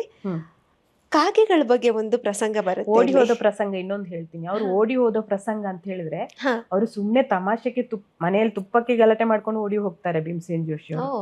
ಅವರು ತಮಾಷೆ ಮಾಡಿದ್ದಲ್ಲ ಅದು. ಅವರಿಗೆ ಓಡಿ ಹೋಗಕ್ಕೊಂದು ನೆಪ ಬೇಕಿತ್ತು. ನಾನು ಕಲಿಬೇಕು, ಸಂಗೀತ ಕಲಿಬೇಕು ಅನ್ನೋದು. ಸಂಗೀತ ಗುರುಗಳು ಯಾರು ಇರ್ತಾರೆ ಅಂತ. ಅವರು ಚಿಕ್ಕ ವಯಸ್ಸಿನ ಸ್ಕೂಲ್ಗೆ ಹೋಗುವಾಗ ಅವರು ಗದಗದಲ್ಲಿ ಇದ್ರಲ್ಲ, ಗದಗ ಅವರ ಮನೆ. ಅವರು ಶಾಲೆಗೆ ಹೋಗುವಾಗ ಕೂಡ ಸುಮಾರು ಹೊತ್ತು ಸಂಜೆ ಮನೆಗೆ ಬರ್ತಾ ಇರ್ಲಿಲ್ಲ ಅಂತೆ. ಮಗ ಎಲ್ಲಿ ಅಂತ ಹುಡ್ಕೊಂಡು ಹೋದ್ರೆ ಅವರು ಅಲ್ಲಿ ಭೂಸದರ ಅಂತ ಒಬ್ಬರು ಅಂಗಡಿಯಲ್ಲಿ ಕೂತಿರ್ತಿದ್ರು. ಅಲ್ಲಿ ಗ್ರಾಮಫೋನ್ ಹಾಕೋರಂತೆ ಅಂಗಡಿಯವರು. ಅದನ್ನು ಕೇಳ್ಕೊಂಡು ಕೂರೋರು. ಆ ಮಗ ಇಲ್ಲಿದ್ದಾನಲ್ಲ, ಹಾಡು ಕೇಳ್ತಾ ಇದ್ದಾನೆ ಅಂತ ಮತ್ತೆ ಅವರನ್ನು ಮನೆಗೆ ಕರ್ಕೊಂಡು ಬರ್ತಿದ್ರು. ಮನೇಲಿ ನಾನು ಹಾಡ್ಬೇಕು, ಅವ್ರ ಅಮ್ಮನೂ ಹಾಡ್ತಾ ಇದ್ರು, ಭೀಮಸೇನ್ ಜೋಶಿ ಅವ್ರದ್ದು ಹಾಡುಗಳನ್ನ ಹಾಡ್ತಾ ಇದ್ರು. ಹಾಡ್ಬೇಕು ಅಂತ ಇದಕ್ಕೆ ಅವರು ನಂಗೆ ಗುರು ಬೇಕು, ಯಾರ ಹತ್ರ ಆದ್ರೂ ಕಲಿಸ್ಬೇಕು, ನಾನು ಕಲಿಬೇಕು ಅಂತ ಹೇಳಿ. ಮನೆಯಲ್ಲಿ ಆ ಪಾಸಿಬಿಲಿಟಿ ಇರಲ್ಲ ಅಂತ ಹೇಳಿ ಅವರು ಓಡ್ಕೊಂಡು ಹೋಗ್ತಾರ? ಅಲ್ಲ, ಮನೆಯಲ್ಲಿ ಆ ತರದ ಒಂದು ಅವರ ಸೌಲಭ್ಯ ಬೇಕಲ್ಲ, ನಿಮಗೆ ಯಾರು ಗುರು ಹುಡುಕಬೇಕಲ್ಲ. ಆ ಒಂದು ಮರ್ಜಲ್ಲಿ ಓಡಿ ಹೋಗಿದ್ದು. ಕೇವಲ ಭೀಮಸೇನ್ ಜೋಶಿ ಅಂತಲ್ಲ, ಗುರುರಾವ ದೇಶಪಾಂಡೆ ಅಂತ ಹೇಳಿ ಅವರು ಗುರು ಬೇಕು ಅಂತ ಹೇಳಿ ಅವರು ಧಾರವಾಡದವರು ಓಡ್ಕೊಂಡು ಹೋಗಿದ್ದಾರೆ. ಆಮೇಲೆ ಮೈಹಾರ್ ಘರಾಣೆಯ ಅಲ್ಲಾವುದ್ದೀನ್ ಖಾನ್ ಅಂತ ಹೇಳಿ ಅವರು ಕೂಡ ಗುರು ಬೇಕು ಅಂತ ಢಾಕಾದಿಂದ ಹುಡ್ಕೊಂಡು ಬಂದವರು. ಮೈಹಾರ್ಗೆ ಬಂದು ನಿಂತರು ಅವರು. ಮೈಹಾರ್ ಘರಾಣೆ ಅಂತ ಹೇಳಿ ನಮ್ಮ ರಾಜೀವ ತಾರನಾಥರ್ ಕಲ್ತ್ರಲ್ಲ, ಅನ್ನಪೂರ್ಣದೇವಿ ಅಲ್ಲಾವುದ್ದೀನ್ ಖಾನ್ ಅವರ ಮಗಳು. ಪಂಡಿತ್ ರವಿಶಂಕರ್ ಅವರ ಹೆಂಡತಿ ಪಂಡಿತ್ ರವಿಶಂಕರ್, ನಿಖಿಲ್ ಬ್ಯಾನರ್ಜಿ ಎಲ್ಲ ಅಲಾವುದ್ದೀನ್ ಖಾನರ ಶಿಷ್ಯರು. ಅವ್ರ ಆ ತರ ಅಂದ್ರೆ ಒಂದು ಹಸಿವು, ಅದು ಕಲಿಕೆ ಹಸಿವು ಅಷ್ಟೇ ಬಿಟ್ರೆ ಯಾವುದೇ ಬೇರೆ ಇದಿರ್ಲಿಲ್ಲ. ಸಂಗೀತಕ್ಕಾಗಿ ಎಷ್ಟು ಜನ ಓಡ್ಕೊಂಡು ಹೋದ್ರು ನೋಡಿ. ಅಲಾವುದ್ದೀನ್ ಖಾನ್ ಮಗ ಅಲಿ ಅಕ್ಬರ್ ಖಾನ್ ಕೂಡ ಅವರು ಸರೋದ್ ವಾದಕರು. ಅವರು ಕೂಡ ಮದುವೆ ಮಾಡಿದಂತ ಮನೆ ಬಿಟ್ಟು ಓಡಿ ಹೋಗಿ ಲಾಸ್ಟ್ ಕೊನೆಗೆ ಅವರು ಮುಂಬೈಯಲ್ಲಿ ಆಕಾಶವಾಣಿಗೆ ಹೋಗ್ತಾರೆ. ಆ ಪ್ರಸಂಗನೂ ಇದೆ. ಹೌದು, ಅಂದ್ರೆ ಕಲಿಕೆಯ ಒಂದು ಹುಡುಕಾಟ, ಕಲಿಕೆಗಾಗಿ ಅವರು ಹುಡುಕಾಟ ಮಾಡ್ಕೊಂಡು ಹೋಗಿರೋದಷ್ಟೇ. ಇನ್ನೊಂದು ಕಾಗೆಗಳು ವಿದೇಶಕ್ಕೆ ಹೋಗ್ತವೆ ಅನ್ನುವಂಥ ಒಂದು ತಲೆಬರಹವನ್ನ ಕೊಟ್ಟಿದ್ದೀರಾ. ಇದ್ರ ಹಿಂದಿನ ಕಥೆ ಏನು? ಇವರು ಭೀಮಸೇನ್ ಜೋಶಿ ಅವರು ಹೇಳಿರೋದು. ಅವ್ರಿಗೆ ಯಾರೊಬ್ರು ಸಂದರ್ಶಕರು ಕೇಳ್ತಾರಂತೆ, ನೀವು ವಿದೇಶಕ್ಕೆ ಹೋಗಿದ್ದೀರಲ್ಲ, ಅನುಭವ ಹೇಳಿ ಅಂತ. ಅವಾಗ ಅವ್ರು ಹೇಳ್ತಾರೆ, ಅಯ್ಯೋ ವಿದೇಶಕ್ಕೆ ಹೋಗುದೇನು ದೊಡ್ಡದು, ಕಾಗೆಗಳು ಕೂಡ ಹೋಗ್ಬೋದು ಅಂತ ಆತರ ಹೇಳ್ತಾರೆ. ಯಾರು ಬೇಕಾದ್ರೂ ವಿದೇಶಕ್ಕೆ ಹೋಗ್ಬೋದು, ನಾನು ವಿದೇಶಕ್ಕೆ ಹೋಗಿ ಸಂಗೀತ ನೀಡಿದೆ ಅನ್ನೋದು ದೊಡ್ಡ ವಿಚಾರ ಅಲ್ಲ ಅಂತ ಅವ್ರು ಹೇಳಿದ್ರು. ಅದು ಅವರಿಗೆ ಸಂಗೀತ ಅಷ್ಟೇ, ನೀವು ವಿದೇಶಕ್ಕೆ ಹೋಗ್ತೀರಿ ಅದು ಇದು ಅವರಿಗೆ ಲೆಕ್ಕ ಅಲ್ಲ. ಅವರಿಗೆ ಪದ್ಮಭೂಷಣ ಏನೋ ಅವಾರ್ಡ್ ಬಂದಾಗ ಅವರ ಶಿಷ್ಯ ಶ್ರೀಪತಿ ಪಾಡಿಗರ್ ಅಂತ ಹೇಳಿ ಹುಬ್ಳಿ ಕಡೆಯವರು, ಈಗ ನಮ್ಮ ಪಂಡಿತ್ ಜಯತೀರ್ಥ ಮೇವುಂಡಿಯವರ ಗುರುಗಳು ಶ್ರೀಪತಿ ಪಾಡಿಗರ್. ಜಯತೀರ್ಥ ಮೇವುಂಡಿಯವರೇ ಆ ಘಟನೆ ಅದರಲ್ಲಿ ಹೇಳಿದ್ದಾರೆ. ಅವರು ಶ್ರೀಪತಿ ಪಾಡಿಗರ್ ಮಾಲೆ ಹಿಡ್ಕೊಂಡು ಹೋಗ್ತಾರೆ, ಗುರುಗಳಿಗೆ ಪ್ರಶಸ್ತಿ ಬಂದಿದೆ ಅಲ್ಲ ಅಂತ ಹೇಳಿ. ಏನಕ್ಕೆ ಮಾಲೆ ತಗೊಂಡು ಬಂದಿ ಅಂತ ಕೇಳ್ತಾರಂತೆ. ಅದಕ್ಕೆ ಗುರುಗಳೇ ನಿಮ್ಗೆ ಹಾಕಕ್ಕೆ ಪ್ರಶಸ್ತಿ ಬಂದಿದೆಯಲ್ಲ, ಮಾಲೆ ಅಲ್ಲಿಟ್ಬಿಡು ಬಾ ತಂಬರಿ ತಕ್ಕ ಅಂತ ಹೇಳ್ತಾರೆ ಅವರು. ಹಾಡೋಣ, ಇದೇನು ನನಗೆ ಇದೇನು ಅಲ್ಲ ಅಂತ ಅವರ ದೃಷ್ಟಿಯಲ್ಲಿ ಆ ಥರ. ಆಮೇಲೆ ಸುಮಾರು ಇನ್ನೊಂದು ಇದರಲ್ಲಿ ನಾವು ಅದನ್ನು ಕಲ್ಪಿಸ್ಬೋದು. ಅಂದರೆ ಈ ತಾರನಾಥರು ಆವಾಗ ಹೇಳೋರು, ಸುಮಾರು ಕಡೆ ಅವರು ಕೋಟು ಮಾಡಿದ್ರು, ನನ್ನ ಹತ್ರನೇ ಹೇಳಿದರು, ನೀವು ಇವರು ಹೋಗಿ ವಿದೇಶಕ್ಕೆ ಯಾರೋ ಹೋದ್ರು ಅಂತೇಳಿ ಹಾಡೋದನ್ನು ನೀವು ದೊಡ್ಡ ಹೈಲೈಟ್ ಮಾಡಬೇಡ್ರಿ, ಅದು ನಮ್ಮ ಕುಂದಗೋಳಕ್ಕೆ ಹೋಗ್ರಿ, ನಿಜವಾದ ಸಂಗೀತ ಕೇಳ್ತೀರಿ. ಅಂದರೆ ನಮ್ಮ ಕುಂದಗೋಳದಲ್ಲೇ ಅಂಥ ಸಂಗೀತ ಇದೆ, ಅದನ್ನು ವಿದೇಶ ಅಂತ ಯಾಕೆ ಅಷ್ಟೊಂದು ಹೈಲೈಟ್ ಮಾಡ್ತೀರಿ ಅಂತ. ಹಾಗಾಗಿ ನಾನು ಬರಹ ಬರೆಯುವಾಗ ನಾನು ಯಾರನ್ನು ಖ್ಯಾತ ಅಂತ ಜಾಸ್ತಿ ಬಳಸೋದೇ ಇಲ್ಲ, ಬಹಳ ಕಡಿಮೆ ಮಾಡಿರ್ತೇನೆ. ಕಾರಣ ಖ್ಯಾತ ಅನ್ನೋದು ಲೆಕ್ಕನೇ ಅಲ್ಲ, ಸಂಗೀತ ಅನ್ನೋದು ಕಲಿಕೆ ಉಂಟಲ್ಲ, ಆ ಸಾಧನೆಗೆ ಯಾವುದು ಲೆಕ್ಕನೇ ಅಲ್ಲ. ಅದು ನೀವು ಅದು ಖ್ಯಾತ ಅಂತ ಬರಬೇಕಾಗಿಲ್ಲ, ಅಲ್ಲಿ ಆ ಸಾಧನೆಗೆ ಮಿತಿಯೇ ಇದೇ ಇಲ್ಲ. ನೀವು ಯಾವುದನ್ನು ಹೋಲಿಕೆ ಮಾಡೋಕ್ಕೂ ಅಲ್ಲ, ಆಗುದಿಲ್ಲ ಅಂತ. ಸಾಗರದಂತೆ. ಆಮೇಲೆ ಸಂಗೀತ ಸಾಧನೆ ಮಾಡೋದು ಕೂಡ ಅಷ್ಟೇ ದೊಡ್ಡ ಇದದು, ಜೀವನ ಪರ್ಯಂತ ನೀವು ಅದನ್ನ ಮಾಡಬೇಕು ನೋಡಿ. ಅದನ್ನು ನನ್ನ ಒಂದು ಲೇಖನದಲ್ಲಿ ಇದೆ. ಇವರು ಆರ್.ಕೆ. ಪದ್ಮನಾಭ ಅವರು ಹೇಳ್ತಾರೆ ನೋಡಿ, ನನಗೆ ಅವರಿಗೆ ಈಗ 70 ವರ್ಷ ಮೇಲಾಗಿದೆ, ನನಗೆ ಸಂಗೀತ ಅರಿವಾಗಿದೆ 50ರ ಮೇಲೆ ಅಂತ, ಅರಿವಾಗ್ತಾ ಬಂತು. 20-30 ವರ್ಷ ಕಲ್ತ ಮೇಲೆ ಅವರಿಗೆ 50-60 ವರ್ಷ ಆದಾಗ ಸಂಗೀತ ಗೊತ್ತಾಗುತ್ತೆ ಅಂತೆ. ಅದು ಹೇಗೆ ಅಂದ್ರೆ ಅಷ್ಟು ಕಲಿಬೇಕು. ಓಕೆ, ಕಲಿಯುವಂಥದ್ದು ಪ್ರೊಸೆಸಿಂಗ್ ಅಲ್ಲಿ ಇರುತ್ತೆ. ಹೌದು, ಅಷ್ಟು ಕಲಿಬೇಕು, ಸಂಗೀತ ಅಷ್ಟು ಸುಲಭ ಅಲ್ಲ ಅಂತ ಅವ್ರಿಗೆ ಹೇಳೋದು. ಹೌದು. ಇನ್ನೊಂದು ಇದನ್ನ ಕೋಟನ್ನ ನಾನು ಈ ಪುಸ್ತಕದಲ್ಲಿ ನೋಡ್ತೀನಿ, ಪ್ರತಿ 10 ವರ್ಷಕ್ಕೊಮ್ಮೆ ಸಂಗೀತದಲ್ಲಿ ಬದಲಾವಣೆ ಆಗ್ತಾನೆ ಇರುತ್ತೆ ಅಂತೇಳಿ. ನೀವು ಒಪ್ಕೋತೀರಾ? ಜೋಶಿ ಅವರು ಅದನ್ನ ಹೇಳ್ತಿದ್ರು. ಶಾಸ್ತ್ರಬದ್ಧವಾಗಿ ಹೆಂಗ್ ಬದಲಾವಣೆ ಆಗುತ್ತೆ ಅನ್ನೋದಕ್ಕೆ ನಾನು ಅಷ್ಟು ಆನ್ಸರ್ ಮಾಡಕ್ ಆಗೋದಿಲ್ಲ, ಅಷ್ಟು ದೊಡ್ಡ ಇದಲ್ಲ. ಆದ್ರೆ ಸಂಗೀತ ಬದಲಾವಣೆ ಆಗುತ್ತೆ. ಒಂದಂದ್ರೆ ಒಂದು ಪರಂಪರೆಯಿಂದ ಬಂದ ಸಂಗೀತ ಇರ್ತದಲ್ಲ, ಇಂಥದೇ ಒಂದು ಘರಾಣಿಯಿಂದ ಬಂದಿರೋ ಆ ಸಂಗೀತ, ಅದೇ ಇದ್ರಲ್ಲಿ ಆ ಛಾಯೆಯನ್ನು ಉಳಿಸ್ಕೊಂಡ್ರು ಒಬ್ಬ ಗಾಯಕ ಇರ್ತದೆ, ಅವರ ಮನೋಧರ್ಮಕ್ಕೆ ಅನುಗುಣವಾಗಿ ಅದು ಬದಲಾವಣೆ ಆಗ್ತಾ ಹೋಗ್ತದೆ. ಒಂದು ಗುರು ಹತ್ರ ಹೋದ್ರೆ ಶಿಷ್ಯನು ಹಂಗೆ ಹಾಡೋದಿಲ್ಲ, ಅವನದೇ ಒಂದು ಗುರುತು ಇರ್ತದಲ್ಲ, ಆ ತರ ಬದಲಾವಣೆ ಆಗ್ಬಹುದು. ಆಮೇಲೆ ಈಗಿನ ಎಲ್ಲ ಡಿಜಿಟಲ್ ಇದು ಅದಕ್ಕೊಂದಷ್ಟು ಪ್ರಭಾವ ಆಗಿ ಅದೊಂದಷ್ಟು ಬದಲಾವಣೆ ಆಗ್ಬೋದು. ಈಗ ಹಿಂದೆಲ್ಲ ಜುಗಲ್ಬಂದಿ ಅಂದ್ರೆ ಅಷ್ಟು ಹಾಡ್ತಾ ಇರ್ಲಿಲ್ಲ. ಯಾಕಂತ ಹೇಳಿದ್ರೆ ಅಲ್ಲಿ ಮನೋಧರ್ಮ ಸಂಗೀತನ ನಾವು ಪ್ರಸ್ತುತಿ ಪಡಿಸಕ್ಕಾಗಲ್ಲ. ಮನೋಧರ್ಮ ಅಂದ್ರೆ ನಮ್ಮ ಇಷ್ಟ ಬಂದಾಗಿ ನಾವು ಸಂಗೀತನ ಆ ಸೌಂದರ್ಯನ ಹೆಚ್ಚಿಸುವುದು, ಅದಕ್ಕೆ ಅವಕಾಶ ಇಲ್ಲ ಅಂತ ಯಾರು ಅಷ್ಟು ಮಾಡ್ತಿರ್ಲಿಲ್ಲ. ಬಹಳ ಅಪರೂಪಕ್ಕೆ ಕರ್ನಾಟಕ ಸಂಗೀತ, ಹಿಂದೂಸ್ತಾನಿ ಜುಗಲ್ಬಂದಿ ಮಾಡಿದ ಇತಿಹಾಸ ನೋಡಿದ್ರೆ ಭೀಮಸೇನ್ ಜೋಶಿ ಮತ್ತು ಬಾಲಮುರಳಿ ಅವರು, ಮತ್ತೆ ಕಿಶೋರಿ ಅಮ್ಮಣ್ಕರ್ ಮತ್ತು ಇವರು ಬಾಲಮುರಳಿ ಅವರು ಒಂದಷ್ಟು ಮಾಡಿದ್ದಾರೆ, ಬಿಟ್ರೆ ತುಂಬಾ ಜನ ಏನು ಮಾಡಿಲ್ಲ. ಈಗ ಜುಗಲ್ಬಂದಿನ ಇಷ್ಟಪಡ್ತಾರೆ ನೋಡಿ, ಟ್ರೆಂಡ್ ಹೆಂಗಿದೆ. ಹೌದು, ಈಗ ಜನರಿಗೆ ಒಂದೇ ತರ ಆಲಾಪನೆ ಕೇಳಕ್ಕೆ ಆಗುದಿಲ್ಲ. ಮತ್ತೆ ಕೇಳುಗರು ಕೂಡ ಬದಲಾಗ್ತಾರೆ. ಕೇಳುಗರಿಗೂ ಅಷ್ಟು ಹಿಂದಿನವರಷ್ಟು ಜ್ಞಾನ ಇರುವುದಿಲ್ಲ, ಅಷ್ಟು ಕಲಿಯಕ್ಕೆ ಟೈಮ್ ಇಲ್ಲ ನಮಗೆ ಆ ಕ್ಷಣಕ್ಕೆ ಖುಷಿ ಬೇಕು. ಆ ಜುಗಲ್ ಬಂದಿರಿ ಏನೋ ಬೇರೆ ತರ ಇರ್ತದೆ ಅಂತ ತುಂಬಾ ಜನ ಇಷ್ಟಪಡ್ತಾರೆ. ಇದು ಒಂದು ಬದಲಾವಣೆ ಅಂತ ಹೇಳ್ಬೋದು. ಶಿಕ್ಷಣ ವ್ಯವಸ್ಥೆ ಕೂಡ ಎಲ್ಲಾನು ಬದಲಾಗುತ್ತೆ. ನಿಮ್ಮ ಒಂದು ಕಾಲಕ್ಕೆ ತಕ್ಕಂಗೆ ಬದಲಾಗುತ್ತೆ. ಆದ್ರೆ ನಂಗೊಂದು ಅನಿಸೋದಂದ್ರೆ ಎಷ್ಟು ಬದಲಾವಣೆ ಮೂಲ ಇಟ್ಕೋಬೇಕು ನಾವು. ಹೌದು, ಖಂಡಿತವಾಗ್ಲೂ. ಎಲ್ಲ ಬದಲ ಮಾಡ್ಕೊಂಡ್ರೆ ಏನು, ಆ ಪರಂಪರೆ ಏನು ಅರ್ಥ ಅಂತ. ಇವಾಗಿನ ವಿದ್ಯಾರ್ಥಿಗಳು ಆ ಮೂಲವನ್ನ ಹಿಡ್ಕೊಂಡು ಕಲಿತಾ ಇದ್ದಾರಾ? ಶಾಸ್ತ್ರೀಯ ಕಲಿಯುವವರು ಕಲಿತಾ ಇದ್ದಾರೆ. ಆದ್ರೂ ಇವಾಗ ನಾನೇ ಒಂದು ಎಕ್ಸಾಂಪಲ್ ಕೊಡೋದಾರೆ, ಇವಾಗಲೇ ಸೋಷಿಯಲ್ ಮೀಡಿಯಾದಲ್ಲಿ ನೀವೇ ನೋಡಿರ್ತೀರಾ, ಗಂಧ ಗಾಳಿ ಇರುದಿಲ್ಲ, ಏನೇನೋ ಹಾಡ್ಕೊಂಡು ಹೋಗ್ತಾ ಇರ್ತಾರೆ. ಅದೊಂದು ಬಹಳ ದೊಡ್ಡ ಅದೊಂದು ರೋಗ ಅಂತ ಅನಿಸುತ್ತೆ ನನಗೆ. ಹಾಡೋದು ಸರಿ, ಅದು ಸೋಷಿಯಲ್ ಮೀಡಿಯಾದಲ್ಲಿ ಸಿಕ್ಕಾಪಟ್ಟೆ ಅವರು ಶೇರ್ ಆಗುದು, ಇದೇ ಸಂಗೀತ ಅಂತ ಜನ ಅಂದ್ಕೊಳ್ಳೋದು, ಅದು ದೊಡ್ಡ ಮೂಢತನ. ಅದು ಹಾಗೆ ಆಗಬಾರ್ದು ಆಕ್ಚುಲಿ. ಎಷ್ಟೋ ಜನ ಕಲ್ತವ್ರು ಇರ್ತಾರೆ, ಎಂತೆಂಥ ಅದ್ಭುತ ಸಾಧನೆ ಮಾಡಿದವ್ರು ಇರ್ತಾರೆ. ಚಿಕ್ಕ ಚಿಕ್ಕ ಹುಡುಗರು ಎಂತ ಸಾಧನೆ ಮಾಡಿರ್ತಾರೆ.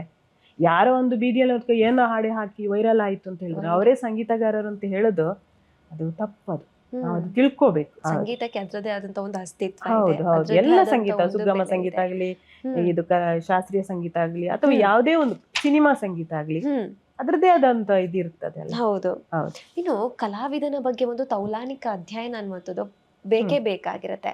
ಹಿಂದೆ ಮುಂದು ಅದೆಲ್ಲ ನೋಡ್ಕೊಂಡು ನಾವು ಬರಹವನ್ನ ಬರಿಬೇಕಾಗಿರತ್ತೆ.